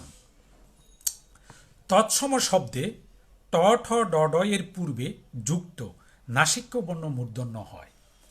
এটা আমি আসলে এভাবে, তৎসম শব্দ মানে কি, সংস্কৃত শব্দে, সংস্কৃত শব্দের ক্ষেত্রে কিন্তু ট ঠ ড এর মানে ট ঠ ড বর্ণের পূর্বে অবশ্য তোমাকে নাসিক্য বর্ণ মূর্ধন্য ন ব্যবহার করতে হবে। যেমন কণ্টক, ট ট এর সাথে মূর্ধন্য ন। হ্যাঁ, প্রচণ্ড, ড ড এর সাথে মূর্ধন্য ন। তারপরে তোমার লুণ্ঠন, লুণ্ঠন, লুণ্ঠন ঠ এর সাথে মূর্ধন্য ন, অর্থাৎ ট বর্গীয় ধ্বনির আগে মূর্ধন্য ন হবে। এটা হইল কথা সংস্কৃত শব্দের ক্ষেত্রে। কিন্তু অতৎসম শব্দের ক্ষেত্রে ট ঠ ড এর আগে কেবল দন্তান্ন ন হবে। যদি শব্দটা তৎসম না হয়ে অতৎসম হয়, আমি আবার বলছি যে শব্দগুলো যদি অতৎসম হয়, তৎসম না হয়, তাহলে ট বর্গীয় বর্ণের আগেও দন্তন্য ন হবে, এখানে মূর্ধন্য ন হবে না। তবে এখানে শব্দগুলো তারা যেটা দিয়েছে, এটা হলো 1 নম্বরে দিয়েছে গুন্ডা। এটা এরা বলছে যে এটা তৎসম শব্দ নয়, কাজেই গুন্ডা বানানে দন্তন্য মানে হসন্ত ড হবে। ঝান্ডা, ঝান্ডা হচ্ছে হিন্দি শব্দ। তারপরে ঠান্ডা, ঠান্ডা হচ্ছে হিন্দি শব্দ, কাজে এটা সংস্কৃত শব্দ নয় বা তৎসম শব্দ নয়। ডান্ডা, এই ডান্ডাটা নিয়ে আমার একটু কনফিউশন। আমি এটা কনফিউশন হওয়ার পর আমি বাংলা একাডেমির আধুনিক বাংলা যে অভিধান, সেটা খুঁজে দেখলাম এই শব্দটার উৎস হয়েছে সংস্কৃত। তো সংস্কৃত হলে তো ডান্ডা অবশ্যই মূর্ধন্য ন হওয়ার কথা, কিন্তু এখানে তারা দিয়েছে যে এরা বলছে যে এটা সংস্কৃত নয়, অর্থাৎ তৎসম শব্দ নয়, এটা অতৎসম হিসাবে দেখিয়ে ডান্ডা এখানে তারা দন্তন্য ন ব্যবহার করেছে। আর লণ্ঠন, লণ্ঠন শব্দটা আসলে ইংরেজি কোথা থেকে আসছে, ল্যান্টার্ন, ল্যান্টার্ন এটা হচ্ছে ইংরেজি শব্দ, সেটা থেকে আসছে লণ্ঠন।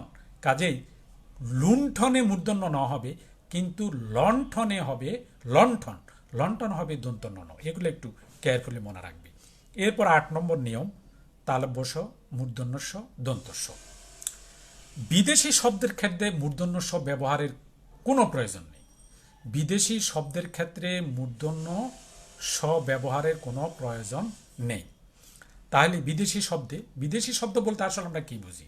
বিদেশি শব্দ বলতে যে আমি যেই 3টা জিনিসকে বুঝি সেটা হচ্ছে এরকম, যে আরবি, ফার্সি, ইংরেজি, এই 3টা বিদেশি শব্দই, বিদেশি ভাষার শব্দই আমাদের বাংলা ভাষায় অ্যাবজর্ব হয়েছে সবচেয়ে বেশি, অতিমাত্রায়। কারণ তুর্কিদের আগমন, তারপরে মুসলিম শাসনের গোড়াপত্তন, তারপরে ইংরেজ শাসন। ইংরেজরা তো আমাদের দেশে প্রায় এই উপমহাদেশ প্রায় 1500 বছর তারা শাসন করেছে।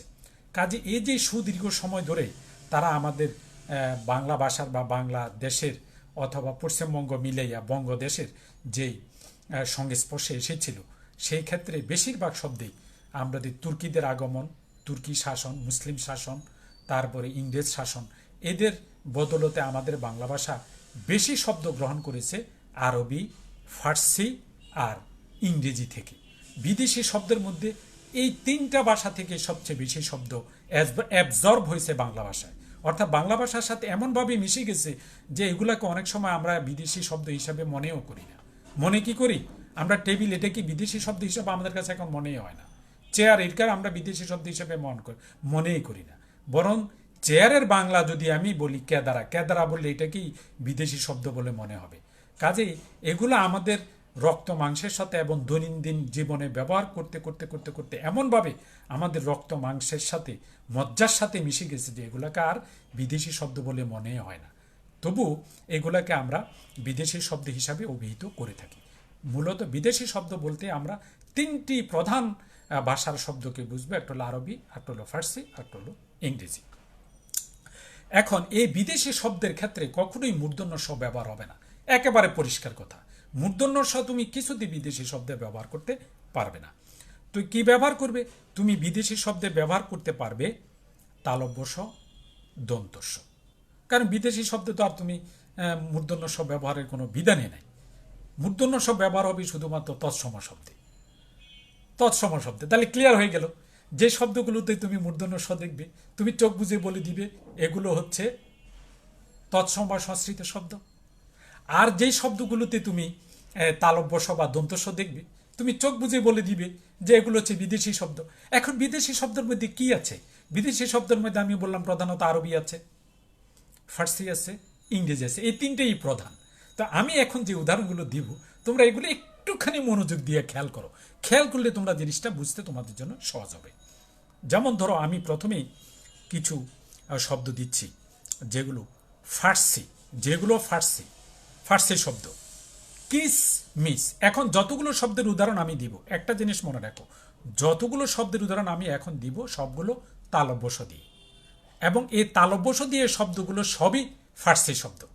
আমি আবার বলছি, এখন যতগুলো শব্দ আমি উদাহরণ দিব সেগুলো হলো তালব্য স দিয়ে, এবং এই শব্দগুলোর উৎস বা ভাষা, যে ভাষা থেকে আসছে সেই ভাষাটার নাম হলো ফার্সি শব্দ।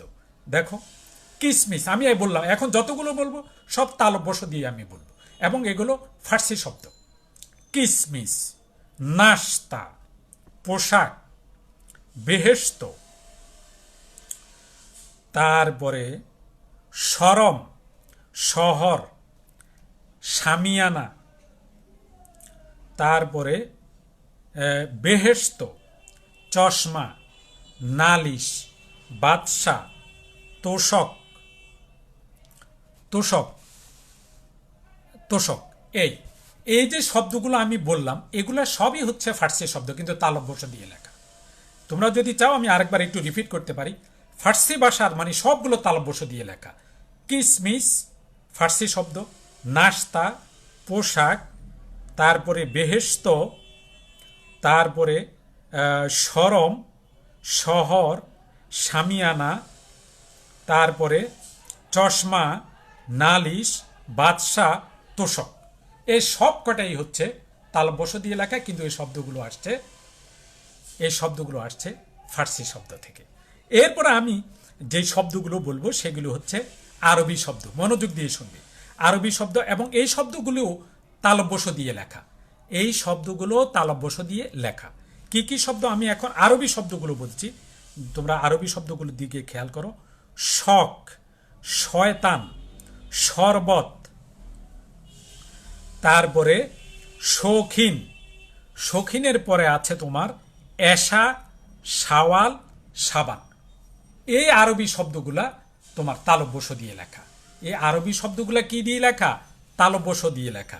এখন এর বাইরে আরো কিছু শব্দ আছে তোমার যেগুলো দন্তস্ব দিয়ে লেখা, এবং দন্তস্ব দিয়ে লেখা শব্দ দুই ধরনের, তোমার ফার্সিও আছে আবার তোমার আরবিও আছে। তো ফার্সি শব্দগুলো কি কি দন্তস্ব দিয়ে যে ফার্সি শব্দগুলো, সেগুলো আমি একে একে বলছি। দন্তস্ব দিয়ে ফার্সি শব্দের উদাহরণ, দন্তস্ব দিয়ে আপোষ, মশলা, সন, তারপরে হিসাব। এরপরে আরও কিছু শব্দ আমরা পাবো আরবি, সেটা হলো ইসলাম, তসলিম, মুসলমান, মুসলিম, সালাত, তারপরে গোসল, তারপরে সালাম, মুনসেফ, এগুলো আরবি শব্দ। তাহলে দেখা গেছে যে আরবি শব্দের ক্ষেত্রে তালব্যস্যের চেয়ে মূর্ধন্য ষ এর ব্যবহারই সবচেয়ে বেশি। আমি আবার বলছি যে আরবি শব্দের ক্ষেত্রে তালব্যস্যের চেয়ে মূর্ধন্য ষ এর ব্যবহারই বেশি। তবে ফার্সি শব্দেও কিছু কিছু মূর্ধন্য ষ ব্যবহার হয়, যেমন ফার্সি শব্দেও কিছু কিছু দন্তস্ব ব্যবহার হয়। এটার উদাহরণ আমি দিচ্ছি, যেমন রসদ, বদমাস, তারপরে জিনিস, আপোষ, মশলা, শন, সাদা, শাল ইত্যাদি। এরপর আসো ইংরেজি শব্দ নিয়ে আমি কিছু কথা বলি। ইংরেজি শব্দেও দন্তস্বয়ের ব্যবহার বেশ ভালোই, অনেক দন্ত, সেখানে মূর্ধন্য ষ ব্যবহারের কোনো সুযোগই নেই। যেমন smart, stall, style, steamer, street, studio, station, store. কাজেই দন্তস্বয়ের ব্যবহার ইংরেজি ভাষায়ও ব্যাপক। এখানে অন্য দন্ত, তোমরা এই বানানগুলোতে কোনো ক্রমে মূর্ধন্য ষ ব্যবহার করতে, মূর্ধন্য ষ দেখলেই তুমি চোখ বুঝে বলে দিবে এটা হয়েছে তৎসম বা সংস্কৃত শব্দ। কারণ তৎসম বা সংস্কৃত শব্দ ছাড়া যত বিদেশি শব্দ আছে সব শব্দেই হয় দন্তস্ব ব্যবহার হবে, না হয় তালব্য ষ ব্যবহার হবে। এখানে মূর্ধন্য ষ ব্যবহারের কোনো সুযোগই নেই। এরপরে আসো যে ইংরেজি। ইংরেজিও ইংরেজির মাধ্যমে আগত বিদেশি এস ধ্বনির জন্য এস ধ্বনির জন্য বাংলায় আমরা ব্যবহার করব দন্তস্ব। আর এস এইচ এই ধ্বনিগুচ্ছের জন্য বাংলায় আমরা এস এইচ, আর আরও আছে এস আই ইউ এন, আরেকটা আছে ডাবল এস অর্থাৎ S S I U N, আরেকটা হচ্ছে টি আই ইউ এন, যেটাকে আমরা শন বলি। যাই হোক, এস আই ইউ এন এটাও shun, S S I U N এটাও shun, T I U N এটাও শন, হ্যাঁ। আর এস এইচ প্রভৃতি বর্ণগুচ্ছ বা ধ্বনির জন্য বাংলায় তালব্য ষ ব্যবহার হবে, পরিষ্কার কথা। তাইলে ইংরেজি এস এর জন্য বাংলায় আমরা ব্যবহার করব দন্তস্ব, আর ইংরেজি এস এইচ, ইংরেজি এস আই ইউ এন, ইংরেজি S S I U N, ইংরেজি টি আই ইউ এন, এই ধ্বনিগুচ্ছ বা বর্ণগুচ্ছ বা ধ্বনি বা বর্ণের জন্যে আমরা বাংলায় তালব্য ষ ব্যবহার করব। উদাহরণগুলো দিলে তোমরা বুঝবে। পাসপোর্ট, বাস, ক্যাশ, ক্যাশ বানান তো আমরা সবাই জানি, CASH, ক্যাশ তালব্য ষ হবে ক্যাশ। টেলিভিশন, ভিশন, হ্যাঁ, SIUN শেষে, কাজে এটা তালব্য ষ হবে।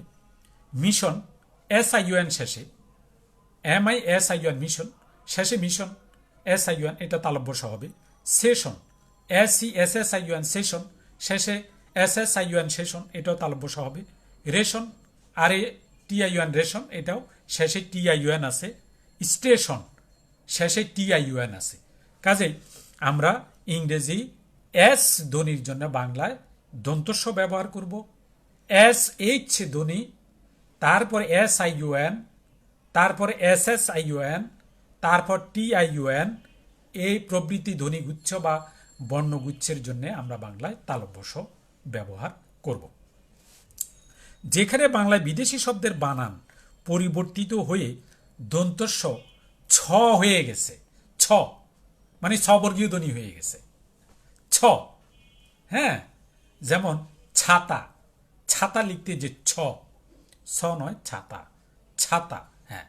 অর্থাৎ শব্দটা বিদেশি কিন্তু বাংলায় বানানটা পরিবর্তন হয়ে গেছে, দন্তস্ব চেয়ে ছ হয়ে গেছে। তাহলে সেই সব বানানগুলো আমরা ছ দিয়েই লিখব, কখনো দন্তস্ব দিয়ে লিখব না। যেমন তছনছ, পছন্দ, তারপরে মিশ্রি, তারপর মিছিল, এগুলো আমরা ছ দিয়েই লিখব, দন্তস্ব দিয়ে লিখব না। এরপর আসো বিদেশি শব্দ যুক্ত বর্ণ। বাংলায় এটা ৯ নম্বর নিয়ম। বাংলায় বিদেশি শব্দের আদিতে বর্ণ বিশ্লেষ বর্ণ বিশ্লেষ শব্দটা তোমাদের জন্য আসলে কঠিন বিষয়, আমি একটু ব্যঙ্গে বলি। বাংলায় বিদেশি শব্দের আদিতে, আদিতে মানে শুরুতে, স্টার্টিংয়ে, একেবারে শুরুতেই, বাংলায় বিদেশি শব্দের আদিতে বর্ণ বিশ্লেষ, বর্ণ বিশ্লেষ মানে বর্ণ বিশ্লেষণ। বর্ণ বিশ্লেষণ কথাটা না বুঝলেও আমি আরেকটু বলছি, অর্থাৎ বর্ণগুলোকে ব্যঙ্গে লেখা, বর্ণগুলোকে ব্যঙ্গে লেখা, অসংযুক্ত করে লেখা, যুক্ত নয়, মানে অসংযুক্ত, সংযুক্ত নয়, হ্যাঁ, সংযুক্ত বা যুক্তাক্ষর নয়, যুক্তাক্ষর ছাড়া লেখা যায় না। তাহলে বর্ণ বিশ্লেষ করে লেখা সম্ভব না, অর্থাৎ আলাদাভাবে বা অসংযুক্ত করে লেখা যায় না। এগুলোকে সংযুক্ত বা যুক্তাক্ষর হিসাবেই লিখতে হবে। তাহলে আমি আবার বলছি, বাংলায় বিদেশি কিছু কিছু, সবগুলো না, বাংলায় বিদেশি শব্দের আদিতে বা শুরুতে তোমার বর্ণ বিশ্লেষ করা সম্ভব নয়, অর্থাৎ বর্ণটাকে আলাদাভাবে বা স্বাধীনভাবে পূর্ণাঙ্গ রূপে লেখা সম্ভব নয়। এটাকে আলাদাভাবে ভেঙে লিখতে হবে, বর্ণগুলোকে আলাদা বা ভেঙে লেখা সম্ভব নয়, এগুলাকে সংযুক্ত বর্ণ হিসাবেই লিখতে হবে, অর্থাৎ যুক্তাক্ষর রূপেই লিখতে হবে। উদাহরণগুলো তুমি খেয়াল করো, যেমন স্টেশন। এখন স্টেশন দন্তস হসন্ত ট, আমি দন্তস আলাদা লিখলাম, ট আলাদা লিখলাম, এটা হবে না, বিদেশি শব্দ, কিন্তু এগুলাকে যুক্তাক্ষর হিসাবেই লিখতে হবে। Street, spring. তবে কোনো কোনো ক্ষেত্রে আমরা বর্ণগুলো আলাদাভাবে লিখতে পারি, অর্থাৎ বিশ্লেষ করা যায়, ভেঙ্গে আমরা লিখতে পারি। বর্ণগুলোকে আমরা সংযুক্ত না করে, যুক্ত না করে, যুক্তাক্ষরে রূপে না লিখে এটাকে আমরা আলাদাভাবেও লিখতে পারি, লেখা যায়। এরকম কিছু উদাহরণ তারা দিয়েছে, যেমন মার্কস, যেমন শেক্সপিয়র, যেমন ইসরাফিল।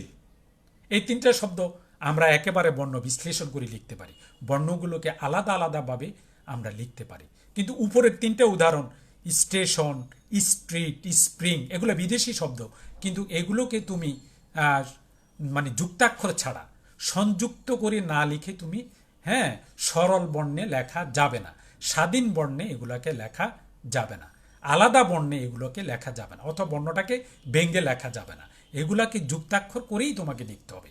আর নিচের যে তিনটি শব্দ, মার্কস, শেক্সপিয়র, ইসরাফিল, এই তিনটি শব্দকে তুমি যুক্তাক্ষর ছাড়াই, অর্থাৎ সরল বর্ণে বা স্বাধীন বর্ণরূপেই তুমি এগুলাকে ব্যবহার করতে পারবে, আলাদা বর্ণ, বর্ণটাকে ব্যঙ্গেও তুমি লিখতে পারবে। 10 নম্বর নিয়ম, হর্ষ চিহ্ন। হর্ষ চিহ্ন কেন দিই এটা আমি গত ক্লাসে বলেছি, যে ব্যঞ্জন ধ্বনিগুলো স্বরধ্বনি ছাড়া ব্যবহৃত, মানে উচ্চারণ করা যায় না। আমাদের যতগুলো ব্যঞ্জন ধ্বনি রয়েছে 39টা, প্রত্যেকটির সাথে একটি করে বিলীন রয়েছে, অর্থাৎ বাংলা ভাষায় স্বরধ্বনি ছাড়া ব্যঞ্জন ধ্বনি উচ্চারণ করা যায় না। যেমন ক যদি আমি বলি, তাহলে কয়ের সঙ্গে দুইটা ধ্বনি আছে, ব্যঞ্জন ধ্বনি ক, ক হসন্ত যোগ অ, ক হর্ষ চিহ্ন যোগ অ, হর্ষ চিহ্ন। তাহলে হর্ষ চিহ্নটা আমরা কেন এরা বলে দিয়েছে 10 নম্বর নিয়মে, যে হর্ষ চিহ্ন বা হসন্ত চিহ্ন বা হলন্ত চিহ্ন যে নামে ডাকি, হর্ষ চিহ্ন যথাসম্ভব বর্জন করা হবে, অর্থাৎ হর্ষ চিহ্ন ছাড়াই লিখতে হবে। কি কি শব্দ দিয়েছে? কল কল, কল কল, করলেন, কাত, চট, চেক, জজ, ঝড় ঝড়, টক, টন, টাক, ডিশ, তস নস, ফট ফট, বললেন, শখ, হুক। কাজেই এই যে যথাসম্ভব আমরা এই হর্ষ চিহ্ন ছাড়াই লিখব, কারণ তোমরা এগুলো উচ্চারণ করলেই বুঝবে। কল, লয়ের সাথে কোনো স্বরধ্বনি উচ্চারণ হচ্ছে না, এখানে একটা হর্ষ চিহ্ন হওয়া উচিত। এরা বলছে হসন্ত চিহ্ন বা হর্ষ চিহ্ন অবশ্যই আমাদেরকে বর্জন করে লেখা উচিত। তবে ওরা নিচে একটা টিকা দিয়েছে, টিকা ব্যাখ্যা দিয়েছে, সেটা হচ্ছে এরকম, কীরকম, তবে যদি অর্থ বিভ্রান্তি ঘটে, অর্থাৎ অর্থটা যদি পরিষ্কার বোঝা না যায় বা উচ্চারণটা যদি ভুল উচ্চারণের সম্ভাবনা থাকে, তাহলে তারা বলছে সেই ক্ষেত্রে হসন্ত বা হর্ষ চিহ্ন ব্যবহার করা যেতে পারে। তাহলে হর্ষ চিহ্ন কখন আমরা ব্যবহার করব? বাংলা একাডেমি আমাদেরকে পরামর্শ দিচ্ছে যে অর্থের বিভ্রান্তি যদি ঘটে, অর্থটা যদি পরিষ্কার না হয়, অর্থ যদি ক্লিয়ার না হয়, অর্থ যদি দ্ব্যর্থকতা বুঝায় বা পরিষ্কার অর্থ যদি প্রকাশ না করে, অথবা উচ্চারণটা যদি ভুল হওয়ার সম্ভাবনা থাকে, তাইলেই কেবল সেই ক্ষেত্রে হর্ষ চিহ্ন ব্যবহার করা যেতে পারে। আদারওয়াইজ অন্যত্র বা ওই যে উদাহরণগুলো আগে দিয়েছি, এগুলোর ক্ষেত্রে হর্ষচিহ্ন ব্যবহারের কোনো প্রয়োজন নেই। এখন উচ্চারণগত উচ্চারণে ভুল হওয়ার সম্ভাবনা কোথায় কোথায় আছে ওরা 3টে উদাহরণ দিয়েছে। উফ, বাহ, যা। আসলে হ হচ্ছে বাংলা বিসর্গ। আমরা বাংলা বিসর্গ দিয়ে কিন্তু হয়ের রূপটা, লিখিত রূপটা সেরে থাকি। এবং এই যে আমি উফ বললাম, এটা কিন্তু হসন্ত। এখানে রসাও বিসর্গ দিয়ে লিখলেও কিন্তু চলতো, অর্থাৎ হটাই হচ্ছে বিসর্গ রূপ দিয়ে আমরা লিখি। হ্যাঁ, উফ।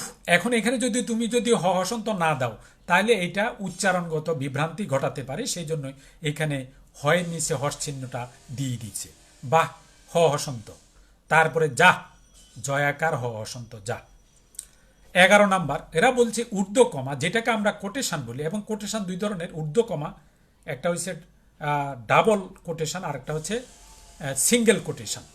এই সিঙ্গেল কোটেশন বা ডাবল কোটেশন যেটাই বলি, আমরা যদি অন্য কোনো লেখকের লেখা, যদি আমার কোনো লেখায় আমি ব্যবহার করতে চাই, সেই ক্ষেত্রে আমরা সাধারণত কোটেশনটা ব্যবহার করি। তবে শব্দের ক্ষেত্রেও আগের কালে অনেকে ঊর্ধ্বকমাটা ব্যবহার করত, কোটেশন ব্যবহার করত, সিঙ্গেল কোটটা। কিন্তু যেটা আমরা এখন সাধু ভাষা এবং চলতি ভাষা রূপে ব্যবহার করি। সাধু ভাষায় আমরা বলি বলিয়া, আর চলতি ভাষায় আমরা বলি বলে। কিন্তু একসময় এরকম ব্যবহার ছিল যে তারপরে সিঙ্গেল কোট, অর্থাৎ ঊর্ধ্বকমা একটা আর কি, ঊর্ধ্বকমা তারপরে লয়কার। কিন্তু বর্তমানে আর ঊর্ধ্বকমার কোনো ব্যবহার নেই। বলেই তো লয়কার বলে, এখানে ঊর্ধ্বকমার ব্যবহারের কোনো প্রয়োজন নেই। তেমনি হয়, হ্যাঁ, হইয়া হয়, এখানে ঊর্ধ্বকমার হয় তোমার ঊর্ধ্বকমার কোনো প্রয়োজন নেই। দুজন, আমরা কিছুদিন আগেই দুইজন, এটাকে সংক্ষেপে যখন লিখতাম দুজন, তখন দয়ের সুকারের পরে একটা ঊর্ধ্বকমা দিতাম। কিন্তু এগুলো এখন আর ঊর্ধ্বকমার ব্যবহার কোনো প্রয়োজন নাই। চাউল, চালের মধ্যে তোমার ঊর্ধ্বকমার কোনো প্রয়োজন নাই। আলের মধ্যে ঊর্ধ্বকমার কোনো ব্যবহারের প্রয়োজন নাই। এরপরে এই মোটামুটি আমার আমার এই যে অতৎসম শব্দের বানানের নিয়ম কিন্তু শেষ। এরপরে বিবিধ নামে ওরা আরো কিছু কিছু নিয়ম দিছে, সেই বিবিধ নিয়মগুলো নিয়ে আমি এখন আলোচনা করব। শুধু শুনবা, তেমন কোনো জটিলতা এর মধ্যে নাই। সমাসবদ্ধ শব্দগুলি যথাসম্ভব একসঙ্গে লিখতে হবে। সমাসবদ্ধ শব্দ সবসময় আমাদেরকে একত্রে লিখতে হবে। যেমন ধরো, অদৃষ্ট পূর্ব, অনাস্বাদিত পূর্ব, নেশাগ্রস্ত, পিতা পুত্র, পূর্ব পরিচিত, বিষাদমণ্ডিত, মঙ্গলবার, রবিবার, লক্ষ্যভ্রষ্ট, সংবাদপত্র, সংযত বাক, সমস্যাপূর্ণ, স্বভাবগতভাবে। এগুলো হচ্ছে সমাসবদ্ধ শব্দ, এবং সমাসবদ্ধ শব্দ আমরা একত্রেই লিখব। বিশেষ প্রয়োজনের সমাসবদ্ধ শব্দটিকে এক বা একাধিক হাইফেন দিয়ে যুক্ত করা যায়। তো আমাদেরকে আবার এটাও বলে দিয়েছে, বিশেষ ক্ষেত্রে আমরা সমাসবদ্ধ শব্দগুলো মাঝখানে হাইফেন দিয়েও আমরা লিখতে পারি। তাহলে হাইফেন দিয়ে সমাসবদ্ধ শব্দ কি কি লেখা যায় সেগুলোর কিছু উদাহরণ তারা দিয়েছে। যেমন তারা দিয়েছে কিছু না কিছু, জল, স্থল, আকাশ। কিছুর পরা হাইফেন, নায়ের পরা হাইফেন, আবার কিছু, অর্থাৎ কিছু না কিছু। এখানে এক বা একাধিক হাইফেন আমরা ব্যবহার করতে পারি।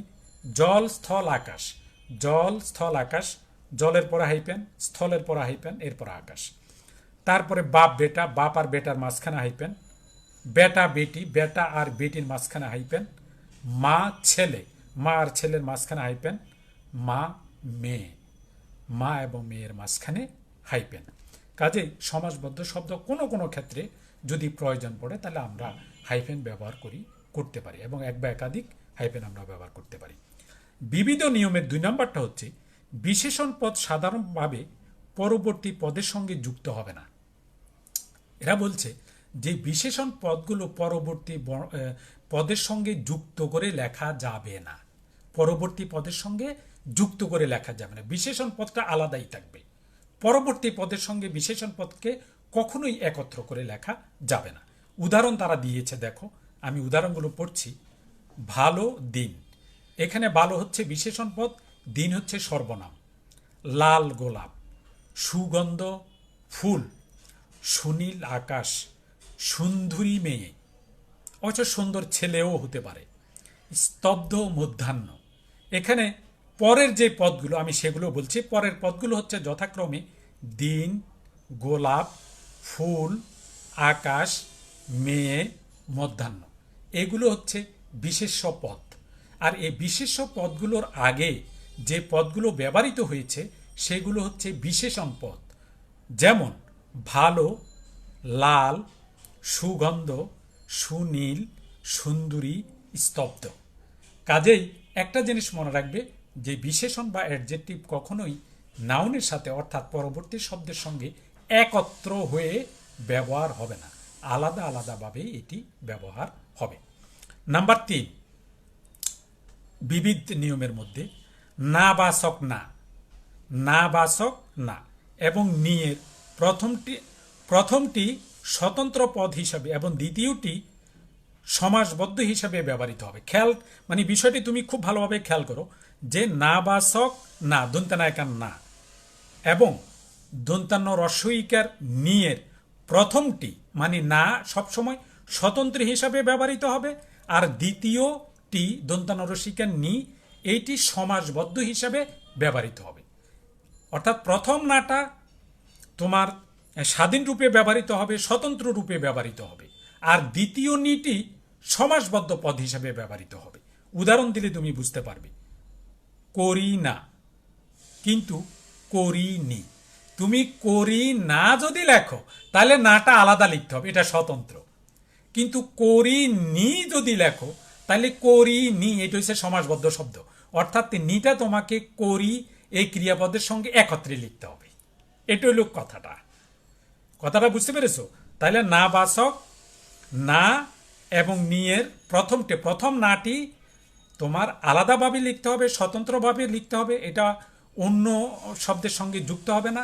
আর দ্বিতীয় নি দন্তান্ন রস্বইকার নিটি তোমার সমাসবদ্ধ শব্দ হিসাবে লিখতে হবে।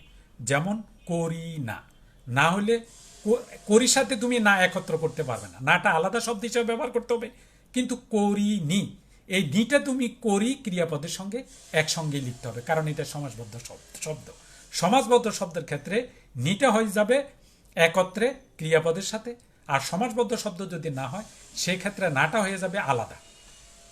এছাড়া শব্দের পূর্বে নাবাচক উপসর্গ না উত্তর পদের সঙ্গে যুক্ত থাকবে।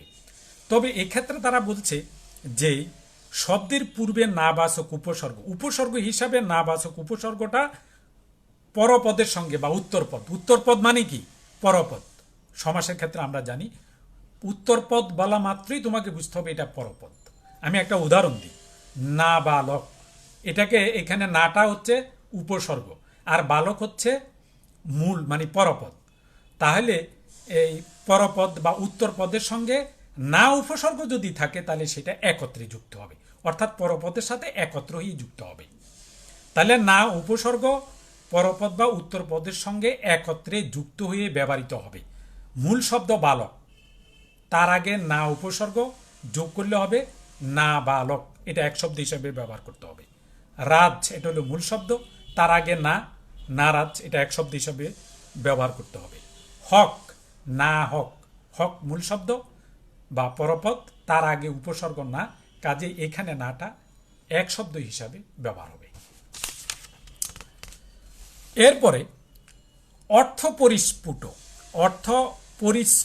বা অর্থ পরিষ্কার করার জন্য অথবা অর্থটা স্পষ্টভাবে বোঝার জন্য, অর্থটা সুস্পষ্টভাবে ব্যক্ত করার জন্যে কোনো কোনো ক্ষেত্রে প্রয়োজন যদি হয় তাহলে না এর পর হাইফেন ব্যবহার করা যায়। অনেক ক্ষেত্রে আমরা যদি নাটা মূল শব্দের সঙ্গে যদি যুক্ত করি ব্যবহার করি সেই ক্ষেত্রে অর্থটা হয়তো অনেক ক্ষেত্রে পরিস্ফুট হবে না, অর্থটা হয়তো পরিষ্কার হবে না, অর্থটা হয়তো স্পষ্ট বোঝা যাবে না, সুস্পষ্টভাবে বোঝা যাবে না। সেই ক্ষেত্রে বাংলা একাডেমি বলছে যে এই ক্ষেত্রে না অর্থাৎ না এর পরে হাইফেন ব্যবহার করা যায়।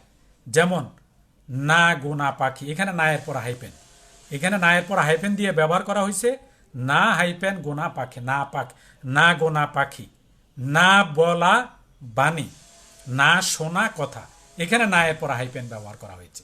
কি জন্য ব্যবহার করা হয়েছে? অর্থ পরিস্ফুট করার জন্য, অর্থটাকে পরিষ্কার করার জন্য, অর্থটাকে সুস্পষ্ট করার জন্য, অর্থটাকে সুনির্দিষ্ট করার জন্য, অর্থ প্রকাশে যাতে কোনো রকমের বাধাগ্রস্ত না হয়, সেই জন্য কোনো কোনো ক্ষেত্রে প্রয়োজন হলে আমরা না এর পরে হাইপেন অবশ্যই ব্যবহার করতে পারবো। তার উদাহরণ দিয়েছি। 4 নম্বর যে বিবিধ নিয়ম, সেটা হচ্ছে অধিকন্তু অর্থে। আমরা জানি অধিক এটা একটা বিশেষণ, অর্থাৎ বেশি, প্রচুর, এই অর্থে আমরা অধিক ব্যবহার করি। কিন্তু অধিকন্তু যদি আমি বলি, অধিকন্তু হচ্ছে তোমার অব্যয়, যার অর্থ হচ্ছে আরও। অধিকন্তু এটার পদগত পরিচয় হচ্ছে এটি হচ্ছে অব্যয় বা যোজক। আর এটার আবিধানিক অর্থ যদি বলো, তাহলে আমি বলবো এটার অর্থ হচ্ছে আরও বা বিশেষত। অধিকন্তুর আবিধানিক অর্থ হচ্ছে আরও বা বিশেষত। এখন অধিকন্তু অর্থে ব্যবহৃত ও প্রত্যয়, কোন প্রত্যয়? ও প্রত্যয় শব্দের সঙ্গে কার চিহ্ন রূপে অর্থাৎ সংক্ষিপ্ত রূপে যুক্ত না হয়ে পূর্ণ রূপে মানে স্বাধীন রূপে, ও কার নয় অর্থাৎ সংক্ষিপ্ত রূপে না। অধিকন্তু অর্থে, অধিকন্তু অর্থে ব্যবহৃত ও প্রত্যয় শব্দের শেষে সংক্ষিপ্ত রূপে অর্থাৎ ওকার রূপে ব্যবহৃত বা যুক্ত না হয়ে পূর্ণ রূপে মানে স্বাধীন রূপে ব্যবহার হবে, পূর্ণাঙ্গ রূপে ব্যবহার হবে। এই জিনিসটা তোমাদেরকে অবশ্যই মনে রাখতে হবে। অর্থাৎ অধিকন্তু অর্থে ও প্রত্যয় শব্দের শেষে সংক্ষিপ্ত রূপে অর্থাৎ ওকার রূপে কখনোই ব্যবহৃত হবে না। এইটি স্বাধীন রূপে বা পূর্ণাঙ্গ রূপেই ব্যবহৃত হবে। উদাহরণ হিসেবে আমি দিতে পারি আজ ও, আমারও, কালও, তোমারও। লাস্ট নিয়ম, শেষ বিবিধ নিয়মের মধ্যে 5 নম্বর নিয়মটা হচ্ছে এরকম যে নিশ্চিত বা নিশ্চয় অর্থে, ওরা বলছে এমন একটা শব্দ দিয়েছে যুক্ত করে, এটা সন্ধিবদ্ধ শব্দ, নিশ্চয়ার্থক, নিশ্চয় যোগ অর্থক, সন্ধি করলে হবে নিশ্চয়ার্থক। তো এই নিশ্চয় অর্থকের সাদা মাটা যে অর্থ সেটা হচ্ছে নিশ্চিত অর্থে অথবা নিশ্চয় অর্থে। নিশ্চিত বা নিশ্চয় অর্থে রস্বই শব্দের সঙ্গে কার চিহ্নরূপে যুক্ত না হয়ে পূর্ণরূপে শব্দের পরে যুক্ত হবে। এটা ওই যে আগেরটার মতোই, যে নিশ্চিত বা নিশ্চয় অর্থে রস্বই শব্দের সঙ্গে এর সংক্ষিপ্ত রূপ রস্বইকার ব্যবহৃত না হয়ে পূর্ণাঙ্গ অর্থাৎ স্বাধীন রূপটাই ব্যবহৃত হবে। যেমন আজ, এটার সাথে রস্বই যোগ করলে আজই পূর্ণ রূপে ব্যবহার হবে।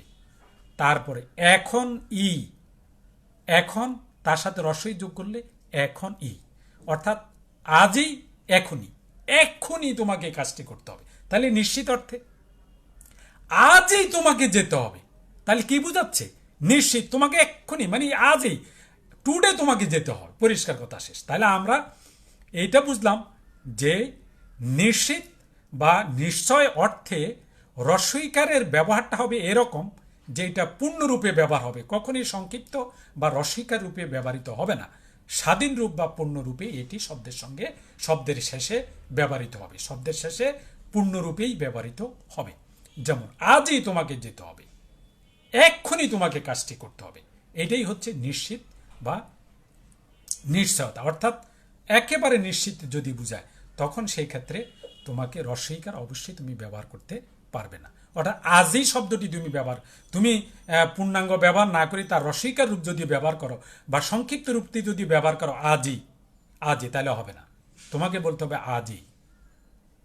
তোমাকে এখনই কথাটা বললে হবে না, তোমাকে বলতে হবে এখন ই। কাজেই নিশ্চিত অর্থে, নিশ্চয় অর্থে, নিশ্চয়ার্থক অর্থে রস্বইকারের সংক্ষিপ্ত রূপ বা রস্বইকার ব্যবহার না করে শব্দের শেষে অবশ্যই রস্বইয়ের পূর্ণরূপ বা স্বাধীন রূপ ব্যবহার করতে হবে। মোটামুটি এই হচ্ছে অতৎসম শব্দের নিয়ম। আমি আশা করছি যে তোমরা এই অতৎসম শব্দের নিয়মগুলো ভালোভাবে যে কোনো ব্যাকরণ বই থেকে, একেবারে আমি যে পড়াইছি এগুলো হুবহু মিলতে হবে এটা কিন্তু ঠিক নয়।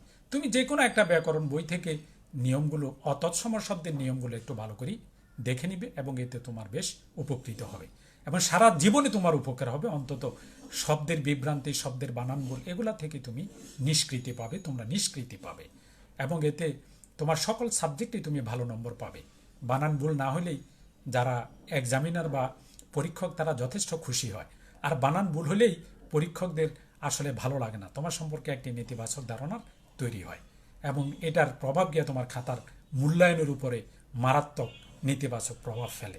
কাজে আমি আশা করি আমার শিক্ষার্থী তোমরা যারা আছো একাদশ দ্বাদশ শ্রেণীর, তোমরা সবাই আমার এই ভিডিওটি যত দীর্ঘই হোক না কেন এটি খুব ভালোভাবে তোমরা শুনবে এবং এটা সংক্রান্ত যদি তোমাদের আরও কোনো জানার থাকে তাহলে কমেন্টসের মাধ্যমে আমাকে প্রশ্ন করবে, আমি উত্তর দেওয়ার চেষ্টা করব। তোমাদের কোনো কিছু কমেন্টস পাওয়া মানে আমি মনে করি যে তোমাদের জানার আগ্রহ তীব্র, তোমাদের কৌতূহল আছে, তোমরা জানতে চাও, তোমরা বুঝতে চাও, এই প্রত্যাশা করি। তোমরা সবাই এই ভিডিওটি দেখবে বলে আমি প্রত্যাশা রাখছি। তাহলে আজকে আমি এখানেই শেষ করছি। তোমরা সবাই ভালো থাকবে, সুস্থ থাকবে এবং পরিবারকে, নিজেরা সুস্থ থাকবে, পরিবারকে সুস্থ রাখবে, নিজেরা সুরক্ষিত থাকবে, পরিবারকে সুরক্ষিত রাখবে, এই আশাবাদ ব্যক্ত করে আমি এখানেই আজকের ক্লাসটি শেষ করছি। তোমরা সবাই ভালো থাকবে। Thank you so much.